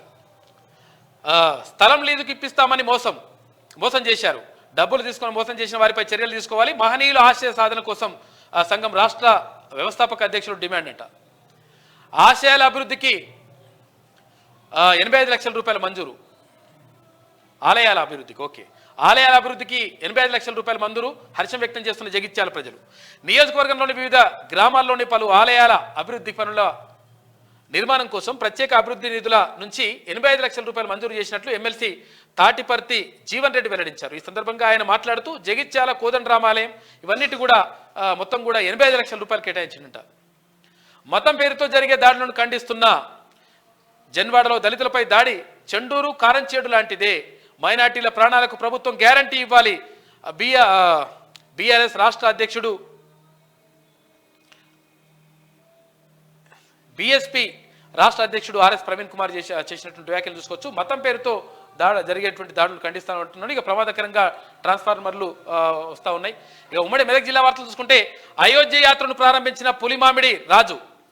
ఇష్టానుసారంగా వెంచర్ల ఏర్పాటు, ఆన్లైన్లోనే దరఖాస్తులు, క్షేత్రస్థాయిలో పరిశీలించకుండానే అనుమతులు, వరద కాలువలను సైతం పూడ్చి ప్లాట్లు చేస్తూ ఉన్నారు. నిబంధనలకు విరుద్ధంగా ప్రైవేట్ వెంచర్లు ఏర్పాటు చేస్తూ ఉన్నారంట సంగారెడ్డికి సంబంధించి. ఇక సంగారెడ్డి ఆర్డీఓగా పద్మజ బాధ్యతలు. ఎమ్మెల్యే స్టిక్కర్ దుర్వినియోగం, విస్మయం వ్యక్తం చేస్తున్న జనం అంటూ ఇక్కడ పటాన్చెరుకు సంబంధించి కనిపిస్తూ ఉంది. ఇక గంగారం గ్రామంలో విద్యా కుసుమం 3 ఉద్యోగాలను సాధించిన గౌండ్ల బేబీ అభినందించిన గ్రామస్తులు అంటూ ఒక వార్త కనిపిస్తూ ఉంది. మెదక్ జిల్లాకు సంబంధించి చిలప్చేడు మండలంలోని గంగారం గ్రామానికి సంబంధించినటువంటి. ఇక చర్చిపై దాడిని నిరసిస్తూ క్రైస్తవుల శాంతియుత ర్యాలీ అంటూ ఒక వార్త కనిపిస్తుంది. ఇక్కడ మనం మాట మాట్లాడుకోవాలి, ఇక్కడ ఒక విషయం మాట్లాడుకోవాలి. అది చాలామంది గురుకుల అభ్యర్థులు ఆందోళన వ్యక్తం చేస్తూ ఉన్నారు క్లియర్గా. ఎందుకంటే ఎట్టి పరిస్థితుల్లో ఇక్కడ డిఎల్, ఆ తర్వాత జేఎల్, ఆ తర్వాత పీజీటీ, ఆ తర్వాత టీజీటీ నింపడం ద్వారా, ఎందుకంటే ఇక్కడ పోస్టులు ఖాళీగా ఉండకుండా చూసుకోవాలి. 100% బ్యాక్లాగ్ ఉండేటువంటి ప్రమాదం ఉంది. కాబట్టి ఎట్టి పరిస్థితుల్లో ప్రభుత్వం దీనిపైన నిర్ణయం తీసుకోవాలని చెప్పేసి వాళ్ళు కోరుతా ఉన్నారు. ఎందుకనంటే ఇప్పుడు ఈ అమ్మాయికి 3 జాబులు వచ్చినాయి. 3 జాబులు వస్తే ఆమె ఒక జాబ్లో జాయిన్ అవుతుంది. ఆ 2 జాబులకు సంబంధించి అక్కడ ఖాళీలు ఏర్పడి వాటిని బ్యాక్లాగ్గా ఉంచితే నెక్స్ట్ నోటిఫికేషన్ ఫార్వర్డ్ చేస్తే చాలా నష్టం జరుగుతుంది. నెక్స్ట్ ఎవరైతే ఉంటారో ఆ నెక్స్ట్ ఉన్న వాళ్ళకు అంటే జాబ్లు ఇస్తే బాగుంటుంది, నెక్స్ట్ ర్యాంక్ వచ్చిన వాళ్ళకు జాబ్లు ఇస్తే బాగుంటుంది అని చెప్పేసి వాళ్ళు కోరుతా ఉన్నారు. కాబట్టి దీనిపైన ప్రభుత్వం నిర్ణయం తీసుకోవాలి. తర్వాత ఇక్కడ మల్లే భట్టు అంటే ఇక్కడ ఈ రిక్రూట్మెంట్కి సంబంధించి మల్లే భట్టు గారు కూడా నిర్ణయం తీసుకోవాలని చెప్పేసి అభ్యర్థులు కోరుతా ఉన్నారు. పదే చాలామంది కూడా ఫోన్లు చేస్తూ ఉన్నారు. ప్రభుత్వం 100% దీనిపైన దృష్టి సారించాలని చెప్పేసి వాళ్ళు విజ్ఞప్తి చేస్తున్నారు. ఎందుకంటే డిఎల్ అంటే గురుకుల పోస్టులకు సంబంధించి డిఎల్ కానీ అంటే డిగ్రీ కాలేజ్ లెక్చరర్ కానీ, తర్వాత జూనియర్ కాలేజ్ లెక్చరర్ కానీ, ఆ తర్వాత పీజీటీ కానీ, పోస్ట్ గ్రాడ్యుయేట్ టీచర్ కానీ, లేకుంటే ట్రైనింగ్ గ్రాడ్యుయేట్ టీచర్ కానీ ఇవన్నీ కూడా 100% బ్యాక్లాగ్ లేకుండా చూడాలని చెప్పేసి వాళ్ళు విజ్ఞప్తి చేస్తూ ఉన్నారు. తర్వాత 46 జీవోకి సంబంధించి కూడా అంటే ఆ జీవోకు సంబంధించి 100% దాన్ని రద్దు చేయాలని చెప్పేసి అక్కడ అభ్యర్థులు చాలామంది కోరుతూ ఉన్నారు. దీనికి సంబంధించి కూడా అంటే ప్రభుత్వం ఇప్పటికే నిర్ణయం తీసుకుంది. మేము చెప్తా ఉన్నాం వాళ్ళకు, ప్రభుత్వం నిర్ణయం తీసుకుంది, వచ్చే నోటిఫికేషన్ నుంచి ఇది ఉండదని చెప్పింది. అయితే అయినప్పటికీ ఈ నోటిఫికేషన్ నుంచి దాన్ని అమలు చేయాలి. తర్వాత బ్యాక్లాగ్స్ ఉండకుండా ప్రయత్నం చేయాలి. చాలా పోస్టులు ఖాళీగా ఉంటున్నాయి. కాబట్టి మమ్మల్ని తర్వాత ఉన్నటువంటి వాళ్ళని నింపాలని చెప్పేసి వాళ్ళు విజ్ఞప్తి చేస్తూ ఉన్నారు. తర్వాత టీఎస్ఎస్పీకి సంబంధించి చాలా బ్యాక్లాగ్స్ ఉంటా ఉన్నాయంట. తర్వాత మాకు తొందరగా మమ్మల్ని ఇక్కడ ట్రైనింగ్కి పంపించట్లేదు, తర్వాత గ్రౌండ్ సరిపోవట్లేదు అంటున్నారు. కాబట్టి మమ్మల్ని తొందరగా ట్రైనింగ్కి పంపించాలి, తర్వాత ఈ దఫానే ట్రైనింగ్కి పంపించాలి, తర్వాత 46 జీవోను రద్దు చేయాలని చెప్పేసి చాలామంది అభ్యర్థులు కోరుతూ ఉన్నారు. కాబట్టి ప్రభుత్వం దీనిపైన దృష్టి సారించాల్సిన అవసరం ఉన్నది. మిత్రులారా, ఒకటి మాత్రం గుర్తుపెట్టుకొని ఎట్టి పరిస్థితుల్లో అంటే తీర్మాన్ మల్లన్న కానీ, తర్వాత క్యూనూస్ కానీ, సుదర్శన్ కానీ ఎవరు కూడా ఒకరికి కొంతమందికి అన్యాయం చేయాలని చెప్పేసి ఎప్పుడు కూడా కోరుకోరు. 100% ఎవరైతే అన్యాయం జరిగిన వాళ్ళ పట్లనే వాళ్ళ పక్షాన్ని నిలబడతాం 100%. కాబట్టి మీరు అర్థం చేసుకోవాలని చెప్పేసి విజ్ఞప్తి చేస్తూ ఉన్నాం. ఎందుకంటే వందలు వేల ఫోన్లు చేస్తూ ఉన్నారు, చేసి అంటే కావాలని చెప్పేసి కొంతమంది ఇబ్బంది పెట్టేటువంటి ప్రయత్నం చేస్తున్నారు. అంటే ఈ బీఆర్ఎస్ కొంతమంది ఉంటారు కదా, ఇట్లా వాళ్ళు కూడా చేస్తున్నారు. కాబట్టి 100% ప్రభుత్వం సానుకూలంగా నిర్ణయం తీసుకుంది. తర్వాత బ్యాక్లాగ్ లేకుండా కూడా చూడాలని చెప్పేసి ప్రభుత్వానికి ఇప్పటికే విజ్ఞప్తి చేసినాం, అది కూడా చేయాలని చెప్పేసి కోరుకుందాం. అట్లా ఇక చర్చిపై దాడిని నిరసిస్తూ క్రైస్తవుల శాంతియుత ర్యాలీ అంటూ ఒక వార్త, ఇక ఎమ్మెల్యే స్టిక్కర్ దుర్వినియోగం చేసినారు అంటూ ఒక వార్త కనిపిస్తూ ఉంది. ఇక ఉమ్మడి రంగారెడ్డి జిల్లా వార్తలు చూసుకుంటే కల్వకుర్తి రైతాంగాన్ని ఆదుకోవాలి, బడ్జెట్ పత్రాలకి పరిమితమైన గత పాలకులు, ఆమన్గల్ 100 పడకల ఆసుపత్రిని నిర్మించాలి. అసెంబ్లీలో ఎమ్మెల్యే కసిరెడ్డి నారాయణ రెడ్డి మాట్లాడిండు, కల్వకుర్తి రైతాంగాన్ని ఆదుకోవాలని చెప్పేసి ఆయన విజ్ఞప్తి చేస్తూ ఉన్నాడు. ఇక జడ్పీ చైర్పర్సన్ పదవికి పట్నం సునీత రాజీనామా చేయాలి, మహేందర్ రెడ్డి కూడా ఎమ్మెల్సీ పదవికి రాజీనామా చేయాలి, జిల్లా గ్రంథాలయ మాజీ చైర్మన్ రాజు గౌడ్ డిమాండ్ చేస్తూ ఉన్నట్టు. వీళ్ళకేం డిమాండ్ మరి? ఇందిరమ్మ రాజ్యం కాంగ్రెస్తోనే సాధ్యం, కుక్కట్పల్లి కాంగ్రెస్ ఇన్ఛార్జి బండి రమేష్ అంటూ ఒక వార్త. ఇక మొండి బకాయిలను వసూలు చేయాలి, రెడ్ నోటీసులు జారీ చేసి చర్యలు తీసుకోండి, సర్కిల్ ఉప కమిషనర్ రవికుమార్ అంటూ ఒక వార్త కనిపిస్తూ ఉంది. ఇచ్చిన హామీలను కాంగ్రెస్ పార్టీ తప్పలేదు, జవహర్ నగర్ కాంగ్రెస్ అధ్యక్షుడు మల్లెపూల శ్రీకాంత్ మహాత్మా జ్యోతిరావు పూలే చిత్రపటానికి పాలాభిషేకం చేసిండ్రు. ఇక ఉమ్మడి హైదరాబాద్ జిల్లా వార్తలు చూసుకుంటే జన్వాడలో దళితులపై దాడి పిరికిపంద చర్య, దాడికి ప్రధాన కారకులు మాజీ సర్పంచ్ మాజీ ఎంపీటీసీలే, దాడి చేసిన దుండగులను కఠినంగా శిక్షించాలని చెప్పేసి వాళ్ళు డిమాండ్ చేస్తూ ఉన్నారంట. ప్రాణాలు తీస్తున్న క్రెడిట్ కార్డులు చాలా జాగ్రత్తగా ఉండండి, ఎందుకంటే ఇది పాపం అంత అనవసరంగా అన్యాయంగా ప్రాణాలు కోల్పోతూ ఉన్నారు. క్రెడిట్ కార్డుల ద్వారా ఇష్టం వచ్చినట్టుగా మనం గుంజేసిన తర్వాత ఆ తర్వాత వాడు డబుల్ అయిపోతాడు కరెక్ట్ టైం కట్టకపోతే. దాంతో ఏం చేయాలనో అర్థం కాక పాపం వాళ్ళు చనిపోయినారంట. అటువంటి పని మాత్రం ఎవరు చేయొద్దు, చాలా జాగ్రత్తగా ఉండండి. దీని పట్ల తమ చావుకు క్రెడిట్ కార్డులు అధికారుల వేధింపులే కారణం అని చెప్పేసి వాళ్ళు అంటా ఉన్నారు. క్రెడిట్ కార్డు బిల్లు కట్టలేక వేధింపులు భరించలేక భార్యాభర్తల ఆత్మహత్య, తమ చావుకు కారణం క్రెడిట్ కార్డు అధికారుల వేధింపులే అంటూ సూసైడ్ నోట్. పురుగుల మందు తాగి ప్రాణాలు విడిచిన దంపతులు, పేదల రక్తాన్ని తాగుతున్న క్రెడిట్ కార్డుల యాజమాన్యాలు పట్టించుకొని ప్రభుత్వాలు క్రెడిట్ కార్డులు కాదు విషపు కార్డులు అంటూ విమర్శలు వస్తూ ఉన్నాయి. పాపం దంపతులు చనిపోయినరు. అంగన్వాడీ సిబ్బంది నిర్లక్ష్యం, వేడి కుక్కర్ కాలి చిన్నారి కాలుకు గాయమైందంట. సొంత భవనం లేక అద్దె భవనంలో అంగన్వాడీ కేంద్రం ఉంటుంది, కనీస సౌకర్యాలు కరువు, శాశ్వత ఆయాలు నియమించాలని తల్లిదండ్రులు డిమాండ్ చేస్తూ ఉన్నారంట. ఇక ప్రమాదకరంగా విద్యుత్ తీగలు, ఏసీబీని సన్మానించిన సిపిఐ నాయకులంట. ప్రజలకు న్యాయమైన సేవలను అందించాలని విజ్ఞప్తి, శాంతి భద్రతల పరిరక్షణకు కలిసి రావాలని చెప్పేసి ఏసీపీ కోరుతా ఉన్నారు ఎల్బీ నగర్కి సంబంధించి. ఇక ఉమ్మడి పాలమూరు జిల్లా వార్తలు చూసుకుంటే అక్రమ నిర్మాణాలపై చర్యలేవి, జమంచేడు గ్రామంలో అక్రమ నిర్మాణాలు, కలెక్టర్కు ఫిర్యాదు చేసిన గ్రామస్తులు అంటూ ఇక మొత్తం అక్రమ నిర్మాణాలు మొత్తం నడుస్తూ ఉన్నాయంట. పాలమూరు మున్సిపల్ బడ్జెట్పై సమీక్ష, దేవాలయం రోడ్డు పార్కు అభివృద్ధికి కృషి చేస్తామని చెప్పేసి వాళ్ళు చెప్తా ఉన్నారు. ఇక రంజీ ట్రోఫీకి సెలెక్ట్ అయిన పాలమూరు క్రికెటర్ 25 ఏళ్ల తర్వాత పాలమూరు నుంచి రంజీ ట్రోఫీకి అభినందనలు అందుకుంటున్న క్రికెటర్ గణేష్. ఇక కోట్లు కొల్లగొడుతున్నారు, ఒకప్పుడు బికారి ఇప్పుడు ప్రస్తుతం ఆదాని అంట. అక్రమ వ్యాపారులకు అధికారుల అండదండలు పన్ను కట్టనివన్నీ స్మగ్లింగ్ గూడ్స్ కాదా అని చెప్పేసి అడుగుతా ఉన్నారు కల్వకుర్తికి సంబంధించి. ఇక మామా అల్లుండ్ల అవినీతిని బయటపెట్టిన మంత్రి జూపల్లి హరీష్ రావు రాజీనామా చేయాలని చెప్పేసి మంత్రి జూపల్లి కృష్ణారావు డిమాండ్ చేస్తూ ఉన్నాడు. ఉమ్మడి నల్గొండ జిల్లా వార్తలు చూసుకుంటే పేరుకు కంప్యూటర్ ఆపరేటర్ కానీ ఆపరేట్ చేసేదంతా ఆయనే. ఓహో కథ. అతను నల్గొండ మెడికల్ కాలేజీలో అవుట్ సోర్సింగ్ ఉద్యోగి, అక్కడ ఏ పని జరగాలన్నా అతనే బాస్. ఇక ఆయనకు సమయపాలన వర్తించదు, అయినా ఎవరికి పట్టకపోవడం విస్మయం కలిగిస్తుందని చెప్పేసి నల్గొండకు సంబంధించి ఒక వార్త కనిపిస్తూ ఉంది. ములుగాలలో ఓపెన్ జిమ్ ఏర్పాటు చేయండి, జిమ్ చేయాలంటే కోదాడ సూర్యాపేటకు వెళ్లాల్సి వస్తుంది. రిటైర్డ్ ఉద్యోగులు మహిళలు సైతం ఎదురు చూపులు, మంత్రి ఉత్తమ్ ఎమ్మెల్యే పద్మావరెడ్డికి చొరవ తీసుకోవాలని చెప్పేసి వాళ్ళు విజ్ఞప్తి చేస్తూ ఉన్నారు. చెరువుగట్టును దర్శించుకున్న మంత్రి కోమటిరెడ్డి వెంకటరెడ్డి అంటూ చెరువుగట్లు దగ్గర స్వామివారిని దర్శించుకుంటారంట. ఇక్కడ దర్శించుకొని వేముల వీరేశం అన్న కూడా వెళ్ళినట్టుండు.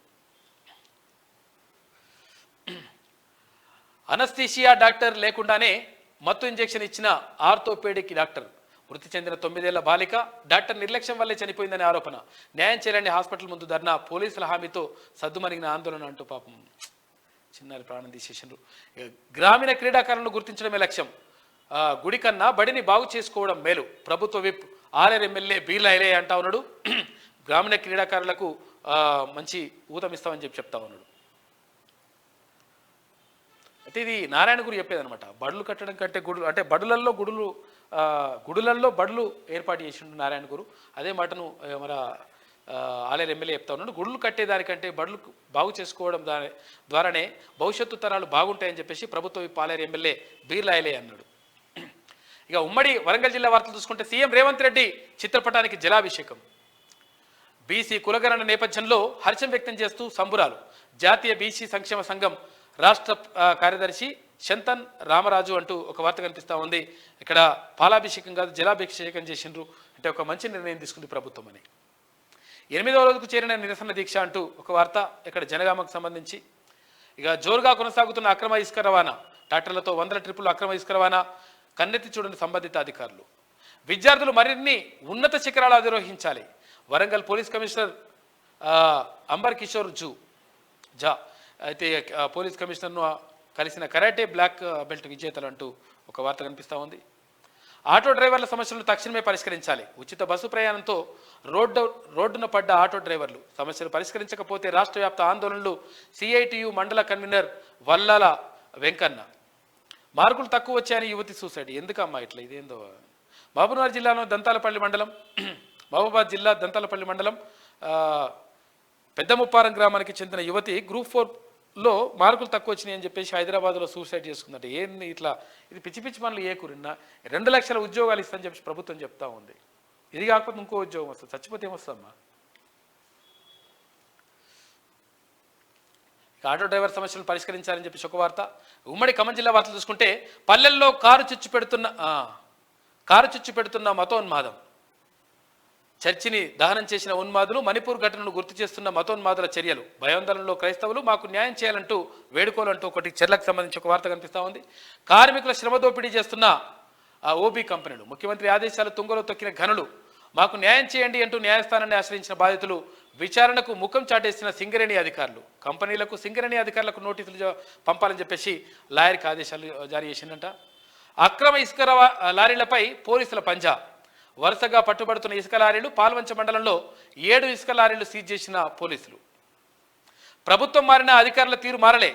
కేసీఆర్ పుట్టినరోజు వేడుకల్లో విద్యార్థులంట. బీఆర్ఎస్ పార్టీకి ఉపాధ్యాయులు భజన చేస్తా ఉన్నారంట. ఇక ఆయన ఆల్రెడీ ముఖ్యమంత్రి దిగిపోయింది, అయిపోయిన తర్వాత కూడా ఇప్పుడు కూడా చేస్తాడు. ఇక కొట్టుడు డబ్బా. మైనర్ బాలికపై గుర్తు తెలియని వ్యక్తుల బ్లేడ్తో దాడి చేసిందంట పాపం.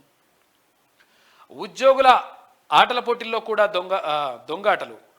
ఖేల్ భద్రాద్రి ఆట పోటీల్లో ఆట కోసం పుట్టిన దొంగ ఉద్యోగులంట. తెలంగాణ వైద్య విధానంలో క్రికెట్ టీంలో వెలుగులోకి వచ్చిన ఘటన అంటూ ఒక వార్త కనిపిస్తూ ఉంది. అయితే వాళ్ళు ఉద్యోగులు గానంలో ఆడినేమో. ఇది శనార్థిలో ఉన్నటువంటి ప్రధాన కథనాలు. అయితే ఒకసారి దిశ చూద్దాం. మేడారం జాతరకు పోదాం. అందుబాటులో రవాణా సౌకర్యాలు. హెలికాప్టర్ మొదలు బస్సుల వరకు. రోడ్డు మ్యాప్తో దిశ స్పెషల్ ఇస్తూ ఉందంట. స్పెషల్ ట్రైన్ ఈ నెల 21 నుంచి 24 వరకు స్పెషల్ ట్రైన్ కూడా నడుస్తుందంట రైలు. రవాణా శాఖ ప్రక్షాళన. రికార్డు స్థాయిలో సిబ్బంది బదిలీ. 150 మంది మోటార్ వెహికల్ ఇన్స్పెక్టర్లకు స్థానచలనం. 23 మందికి రీజనల్ ట్రాన్స్పోర్టు, 7 డిస్ట్రిక్ట్ ట్రాన్స్పోర్ట్ ఆఫీసర్లకు సైతం. అయితే ఫస్ట్ టైం స్పెషల్ జీవో విడుదల. అన్ని స్థాయిల్లోనూ స్టాఫ్ ఒకేసారి మొత్తం బదిలీ చేస్తూ ఉన్నారంటే ఈ బదిలీలపైన ఆరోపణలు కూడా వినిపిస్తూ ఉన్నాయి. ఆమ్యామ్యాలు తీసుకుని అంటే బదిలీ చేస్తున్నటువంటి ఆరోపణలు మాత్రం వినిపిస్తూ ఉన్నాయి. మరి మంత్రి దృష్టి పెట్టాలి దీని మీద. కాళేశ్వరం కలంకం. ఎన్నటికీ మాసిపోని అవినీతి మచ్చ. ఆ పాపమంతా మామ అల్లుళ్ళదే. 1000 కోట్ల ప్రజాధనం దుర్వినియోగం అని చెప్పేసి ఒక వార్త కనిపిస్తూ ఉంది. పైగా తప్పులను కప్పిపుచ్చుకోవడానికి ప్రయత్నాలు. ఇప్పటికైనా క్షమాపణలు చెప్పాలి. ఎలాగూ జ్యుడిషియల్ విచారణ తప్పదు. వాంగ్మూలంలో హరీష్ రావు తప్పును ఒప్పుకోవాలి. మేడిగడ్డ ఆలోచన కేసీఆర్ మెదడులో పుట్టిందే. తుమ్మిడిహట్టిపై నిపుణుల కమిటీ చెప్పినా ఆయన వినలేదు. రీడిజైన్ పేరుతో కాళేశ్వరంగా మార్పు. ఏ దేవుడు కలలోకి వచ్చి చెప్పాడేమో. ఇక ఇంజనీర్లకి ఆయన ఎదురు సలహాలు ఇచ్చారని చెప్పేసి సీఎం రేవంత్ రెడ్డి చెప్తా ఉన్నారు. సభను నిరవధిక వాయిదా వేసిన స్పీకర్. ఇక వైట్ పేపర్ కాదు ఫాల్స్ పేపర్ అని చెప్పేసి ఇక్కడ హరీష్ రావు అంటా ఉన్నాడు. ఈయన చెప్తాడు కాళేశ్వరం మొదటి ఫలితం ఎవరికి వస్తుందంటే సిద్దిపేటకు వస్తుంది, ఎవరికి కరీంనగర్కి వస్తుంది, ఏడికి పోతే ఆడికే మొదటి ఫలితం అంటాడు. మేమే ఫస్ట్ అన్నట్టు. ఈయన ఫాల్స్ పేపర్ అంటుండగా మేము తప్పు చేయలేదు, భయపడేది లేదు, మరి భయపడకుండా మామెందుకు వస్తలేడు, రాజకీయ లబ్ధి కోసం మేము ఏడిగడ్డను పునరుద్ధరించడం లేదు అని చెప్పేసి ఈయన అంటున్నాడు.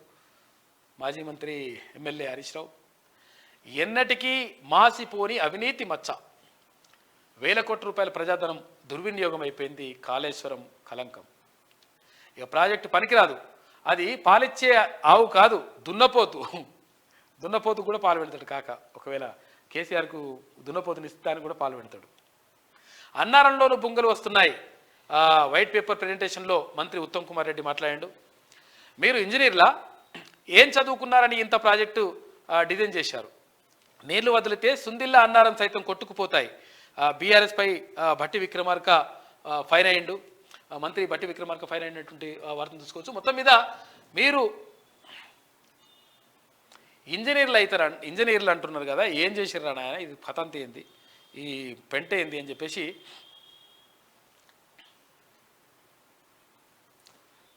భట్టి విక్రమార్క అడుగుతా ఉన్నారు మంత్రి. అంటే మొత్తం కూడా చేసేదంతా చేసేసి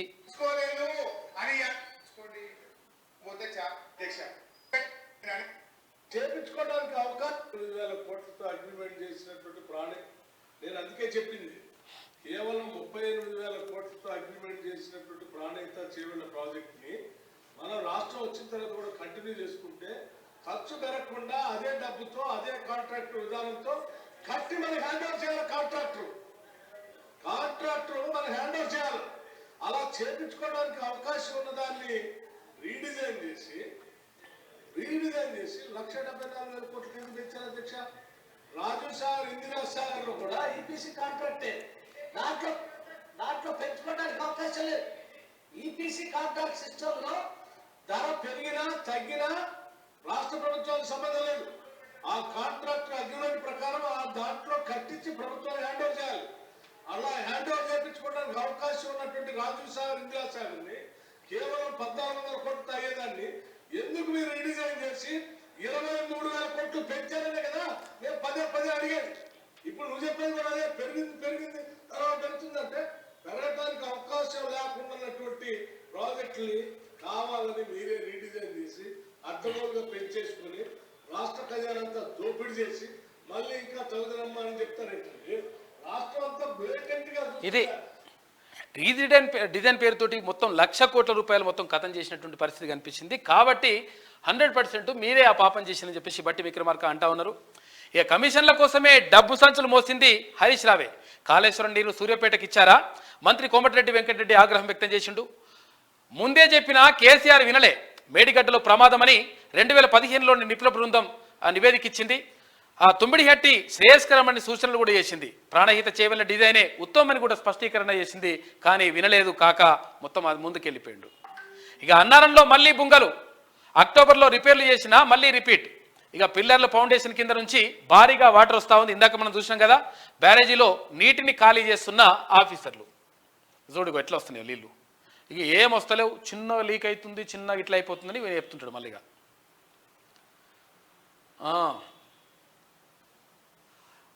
who is that black ship?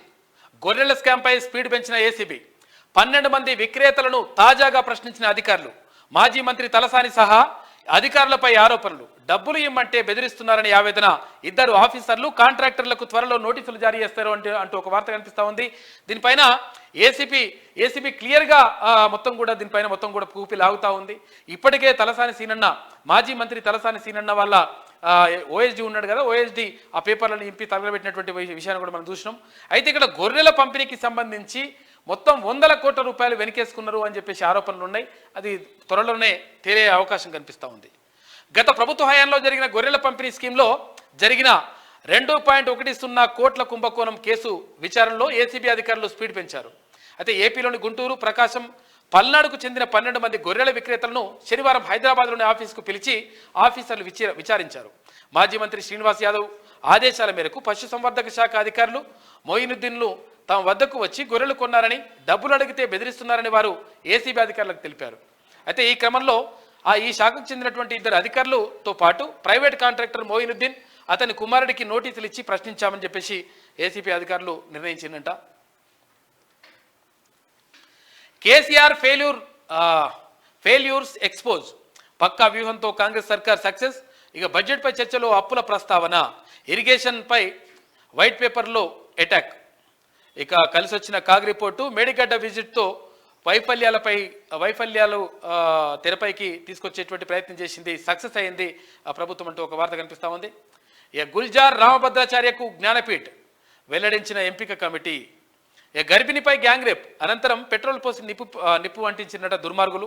మధ్యప్రదేశ్లో ఘటన, పరారీలో 3 నిందితులున్నారు. పీచు మిఠాయితో క్యాన్సర్ అంట, క్యాన్సర్ కారకాలు. షాంపిన్స్లో ప్రమాదకారక కెమికల్స్ వాడుతున్నంట. బ్యాన్ విధించిన తమిళనాడు సర్కార్ తయారు చేసినా విక్రయించినా కఠిన చర్యలని చెప్పేసి వార్నింగ్ ఇచ్చింది. ఇక ఈఎంఐలు కట్టలేక దంపతులు సూసైడ్, పురుగుల మందు తాగి ఆత్మహత్య, పిల్లలను బంధువుల ఇంటికి పంపి బలవన్మరణం పాలైనరంట పాపం. మేడ్చల్ జిల్లా కీసర మండలం ఇక్కడ నాగారంలో ఘటన చోటు చేసుకుంది. ఇక అవుట్సోర్సింగ్ ఉద్యోగులకు స్పెషల్ కార్పొరేషన్ ఇది చాలా ఇంపార్టెంట్. మొన్న అవుట్సోర్సింగ్ ఉద్యోగులు ఒక సభ పెట్టుకున్నారు ఇక్కడ రవీంద్ర భారతిలో, హైదరాబాద్లోని రవీంద్ర భారతిలో. అయితే అవుట్సోర్సింగ్ ఉద్యోగులకు సంబంధించి స్పెషల్ కార్పొరేషన్ ఏర్పాటు చేస్తున్నట్టుగా ప్రభుత్వం ఇప్పుడు ప్రకటించింది. ఏర్పాటుకు రాష్ట్ర సర్కార్ ప్లాన్ చేస్తూ ఉంది. అన్ని శాఖల ఉద్యోగులంతా ఒకే గొడుగు కిందకు వచ్చేందుకు ఏర్పాట్లు చేస్తూ ఉందంట. దళారుల దోపిడీ నియంత్రణకు ప్రణాళిక చేస్తూ ఉంది. వివిధ శాఖల్లో పనిచేస్తున్న అవుట్సోర్సింగ్ ఉద్యోగుల కోసం స్పెషల్ కార్పొరేషన్ ఏర్పాటు చేసేందుకు సర్కార్ ప్లాన్ చేస్తున్నది. అన్ని శాఖల్లో ఉద్యోగులను ఒకే గొడుగు కిందకు తీసుకొచ్చేందుకు సిద్ధమవుతుంది. మొన్న ఇక్కడ రవీంద్ర భారతిలో జరిగినటువంటి సభకు అక్కడ కాంగ్రెస్ పార్టీ ప్రచార కమిటీ చైర్మన్ అక్కడ మధు యాష్కి గౌడ్, తర్వాత తీన్మన్ మల్లన్న, అక్కడ కోదండరామ్ సార్, వీళ్ళందరూ కూడా వచ్చిండ్రు. అక్కడికి వచ్చి మాట్లాడినరు. అవుట్సోర్సింగ్ ఉద్యోగులకు సంబంధించి ఇక్కడ ఏదైతే దళారీ వ్యవస్థ ఉన్నదో, ఏదైతే అక్కడ ఏజెన్సీలకు ఇచ్చేసి ఆ ఏజెన్సీల ద్వారా వీళ్ళని నియామకం చేసుకోవడం, ఏజెన్సీలో డబ్బు తీసుకోవడం, ఏజెన్సీ వాడు అయింది జీతంలో కట్ చేయడం, ఇవన్నీ కూడా జరగకుండా ఉండాలని చెప్పేసి వాళ్ళు విజ్ఞప్తి చేసిండ్రు. దాని మేరకు ఒక నిర్ణయం తీసుకునేటువంటి అవకాశం ఉందంట. స్పెషల్ కార్పొరేషన్ ఏర్పాటు చేస్తున్నట్టుగా తెలుస్తూ ఉంది. అది జరిగితే కొంతవరకు వాళ్ళకు కొంచెం రిలీఫ్ అవుతారు. ఇక ఇన్షాట్ 3DS ప్రయోగం సక్సెస్. శ్రీహరికోట నుంచి నింగిలోకి దూసుకెళ్లిన శాటిలైట్ సముద్ర వాతావరణంపై ఖచ్చితమైన సమాచారం అందుతుంది అని చెప్పేసి ఇస్రో చైర్మన్ అంటా ఉన్నాడు. ఆ పాపమంతా మామ అల్లుడదని చెప్పేసి, ఏది కాళేశ్వరం పాపమంతా మామ అల్లుదని చెప్పేసి ఇక్కడ ముఖ్యమంత్రి రేవంత్ రెడ్డి చెప్తున్నటువంటి మాట. ఇది దిశలో ఉన్నటువంటి ప్రధాన కథనాలు. అయితే ఒకసారి ఆదాబ్ హైదరాబాద్ చూద్దాం. ఆదాబ్ హైదరాబాద్. తప్పు చేసింది మీరే. కేసీఆర్కు పుర్రలో ఏం పురుగు పుట్టిందో, మేడిగడ్డ వద్ద ప్రాజెక్టు వద్దని రిటైర్డ్ ఇంజనీర్ల నివేదిక. అయితే ఏ దేవుడు కళ్ళలోకి వచ్చి చెప్పిండో తెలియదు కానీ తెలంగాణ ఇచ్చింది మేమే, తెచ్చింది మేమే అని చెప్పేసి కాంగ్రెస్ పార్టీ చెప్తా ఉంది. అయితే ప్రాజెక్టుల్లో తప్పులపై హరీష్ రావు క్షమాపణ చెప్పాలి. తప్పుల్ని కప్పుపుచ్చుకునే ప్రయత్నం చేస్తున్నారు అసెంబ్లీలో సీఎం రేవంత్ రెడ్డి మండిపడ్డాడు. ఇక ఇన్షాట్ 3DS సక్సెస్. శ్రీహరికోట నుంచి ఇన్షాట్ 3DS ప్రయోగం. ఉపగ్రహాన్ని నింగిలోకి మోసుకెళ్లిన GSLV F-14 రాకెట్ విజయవంతంగా నిర్దేశించిన కక్షలోకి చేరిన ఉపగ్రహం మరో రికార్డును సొంతం చేసుకున్న ఇస్రో శాస్త్రవేత్తలను, సిబ్బందిని అభినందించిన చైర్మన్ సోమనాథన్. ఈ శ్వేతపత్రం సత్యదూరం అంట, సత్యదూరం కాదు, అంత బరాబరే ఉన్న లెక్క. కాళేశ్వరం ప్రాజెక్టు వృధా. ప్రాజెక్టు నిర్మాణంలో ఇన్స్పెక్షన్ కరువు, తర్వాత పరిశీలించకుండానే ప్రారంభం. అన్నారం బ్యారేజీలోనూ లీకేజీలు స్టార్ట్ అయిపోయినాయి. కాగ్ రిపోర్టింగ్ ఆధారంగా కఠిన చర్యలు. అసెంబ్లీలో మంత్రి ఉత్తమ్ కుమార్ రెడ్డి పలు ప్రాజెక్టులపై శ్వేతపత్రం విడుదల, పవర్ పాయింట్ ప్రజెంటేషన్ కూడా చేసిండ్రు నిన్న. ఎన్నికలకు సిద్ధం. పలు రాష్ట్రాల్లో అసెంబ్లీ ఎన్నికల కమిషన్ గ్రీన్ సిగ్నల్. ఎన్నికలు నిర్వహించేందుకు రెడీగా ఉన్నట్లు వెల్లడి. అన్ని ఏర్పాట్లు పూర్తయ్యాయన్న ఎన్నికల ప్రధాన అధికారి. ఒడిశా అసెంబ్లీ ఎన్నికల్లో 50% పోలింగ్ స్టేషన్లలో వెబ్కాస్టింగ్ అంట. కొనసాగుతున్న బదిలీలు. తెలంగాణలో అధికారుల స్థానచలనాలు, రవాణా శాఖలో భారీగా బదిలీలు చోటు చేసుకుంటా ఉన్నాయి.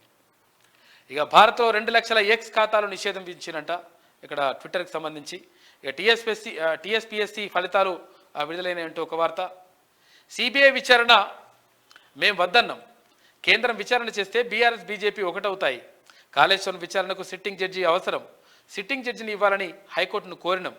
జడ్జీలు తక్కువగా ఉన్నారని సమాధానం వచ్చింది. సిబిఐ, ఈడీ, విజిలెన్స్ విచారణకు అభ్యంతరం లేదు. కాకపోతే వాళ్ళు ఒక్కటైతే ప్రాబ్లం అవుతుందని చెప్పేసి అంటా ఉన్నారు. అంటే కేంద్ర ప్రభుత్వం ఒకటైతుందని అసెంబ్లీ ప్రాంగణంలో మీడియాతో మంత్రి శ్రీధర్ బాబు మాట్లాడారు. ఇవి ఆదాబ్లో ఉన్నటువంటి ప్రధాన కథనాలు. అయితే ఒకసారి ఈనాడు చూద్దాం. ఈనాడు నిపుణుల వద్దన్న మేడిగడ్డలో నిర్మాణం తుమ్మిడిహెట్టి వద్ద కట్టాలని చెప్పినా పెడచెవిన పెట్టారు. ప్రాజెక్టు కుంగిపోవడంతో తెలంగాణకు కలంకం. కేసీఆర్ ఇంజనీర్లకు సలహా ఇచ్చారు. ఈ పాపాలకు మామ అల్లుళ్ళు కారణం కాదా? జడ్జి దగ్గర విచారణలోనైనా తప్పుల్ని అంగీకరిస్తే బాగుంటుంది. సాగునీటి రంగంపై చర్చలో సీఎం రేవంత్ రెడ్డి మాట్లాడండి. నిన్న ఇక 10 ఏళ్ళు ఉండాల్సింది 3 ఏళ్లకే కూలింది. డిజైన్లు, నాణ్యత లోపాలు, అవినీతితో ప్రమాదంలో 3 బ్యారేజీలు ఉన్నాయని చెప్పేసి మంత్రి ఉత్తమ్ కుమార్ రెడ్డి అంటా ఉన్నారు.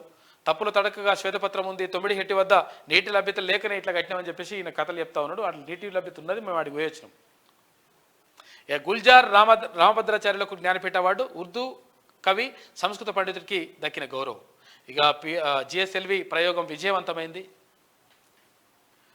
వచ్చేసారి తెలంగాణలో పాగా వేస్తాం. దానికోసం ఇప్పటి నుంచే పల్లిలో నిమగ్నం. భారతీయ జనతా పార్టీ జాతీయ మండలి సమావేశంలో పార్టీ జాతీయ అధ్యక్షుడు జేపీ నడ్డా చేసినటువంటి వ్యాఖ్యలు చూసుకోవచ్చు. తెలంగాణలో భాజపా పరిస్థితి మెరుగుపడిందని, వచ్చేసారి ఇక్కడ అధికారంలోకి వస్తుందని పార్టీ జాతీయ అధ్యక్షుడు జేపీ నడ్డా పేర్కొన్నారు. చాలా సందర్భాల్లో ఓటమిలో కూడా గెలుపు ఉంటుంది. తెలంగాణలో భాజపా అలాంటిదే సాధించింది. ఇక్కడ పార్టీకి ఇదివరకు ఒక ఎమ్మెల్యే ఉండేవాడు. ఇప్పుడు 7.1% ఓట్లు ఉండేవి. ఇప్పుడు 14% ఓట్లు పెరిగినాయి అని చెప్పేసి అంటా ఉన్నాడు. 23 ఏళ్లుగా నిష్కలంక నేతను, నాపై అవినీతి ఆరోపణలు లేవు. భాజపా పదాధికారుల సమావేశంలో ప్రధాని మోడీ. ఇవి ఈనాడులో ఉన్నటువంటి ప్రధాన కథనాలు. అయితే ఒకసారి ఈమె ఏమంటుందో చూద్దాం. ఒకసారి కాంగ్రెస్కు వైట్ వాష్ ఇటువంటి పరిస్థితే ఉంటే 100% కాక పోయిగా అసలు నేను ఇట్లా అని చెప్తుండే. వెళ్ళండి, స్టే తెచ్చుకోండి, స్కూల్ పీడీ అభ్యర్థులకు మంచి ఉచిత సలహా, అన్నీ మొత్తం లంగరాతలే ఇవన్నీ కూడా. అందుకని ఇది చూస్తే కూడా ఏదో అవుతుంది లెక్క.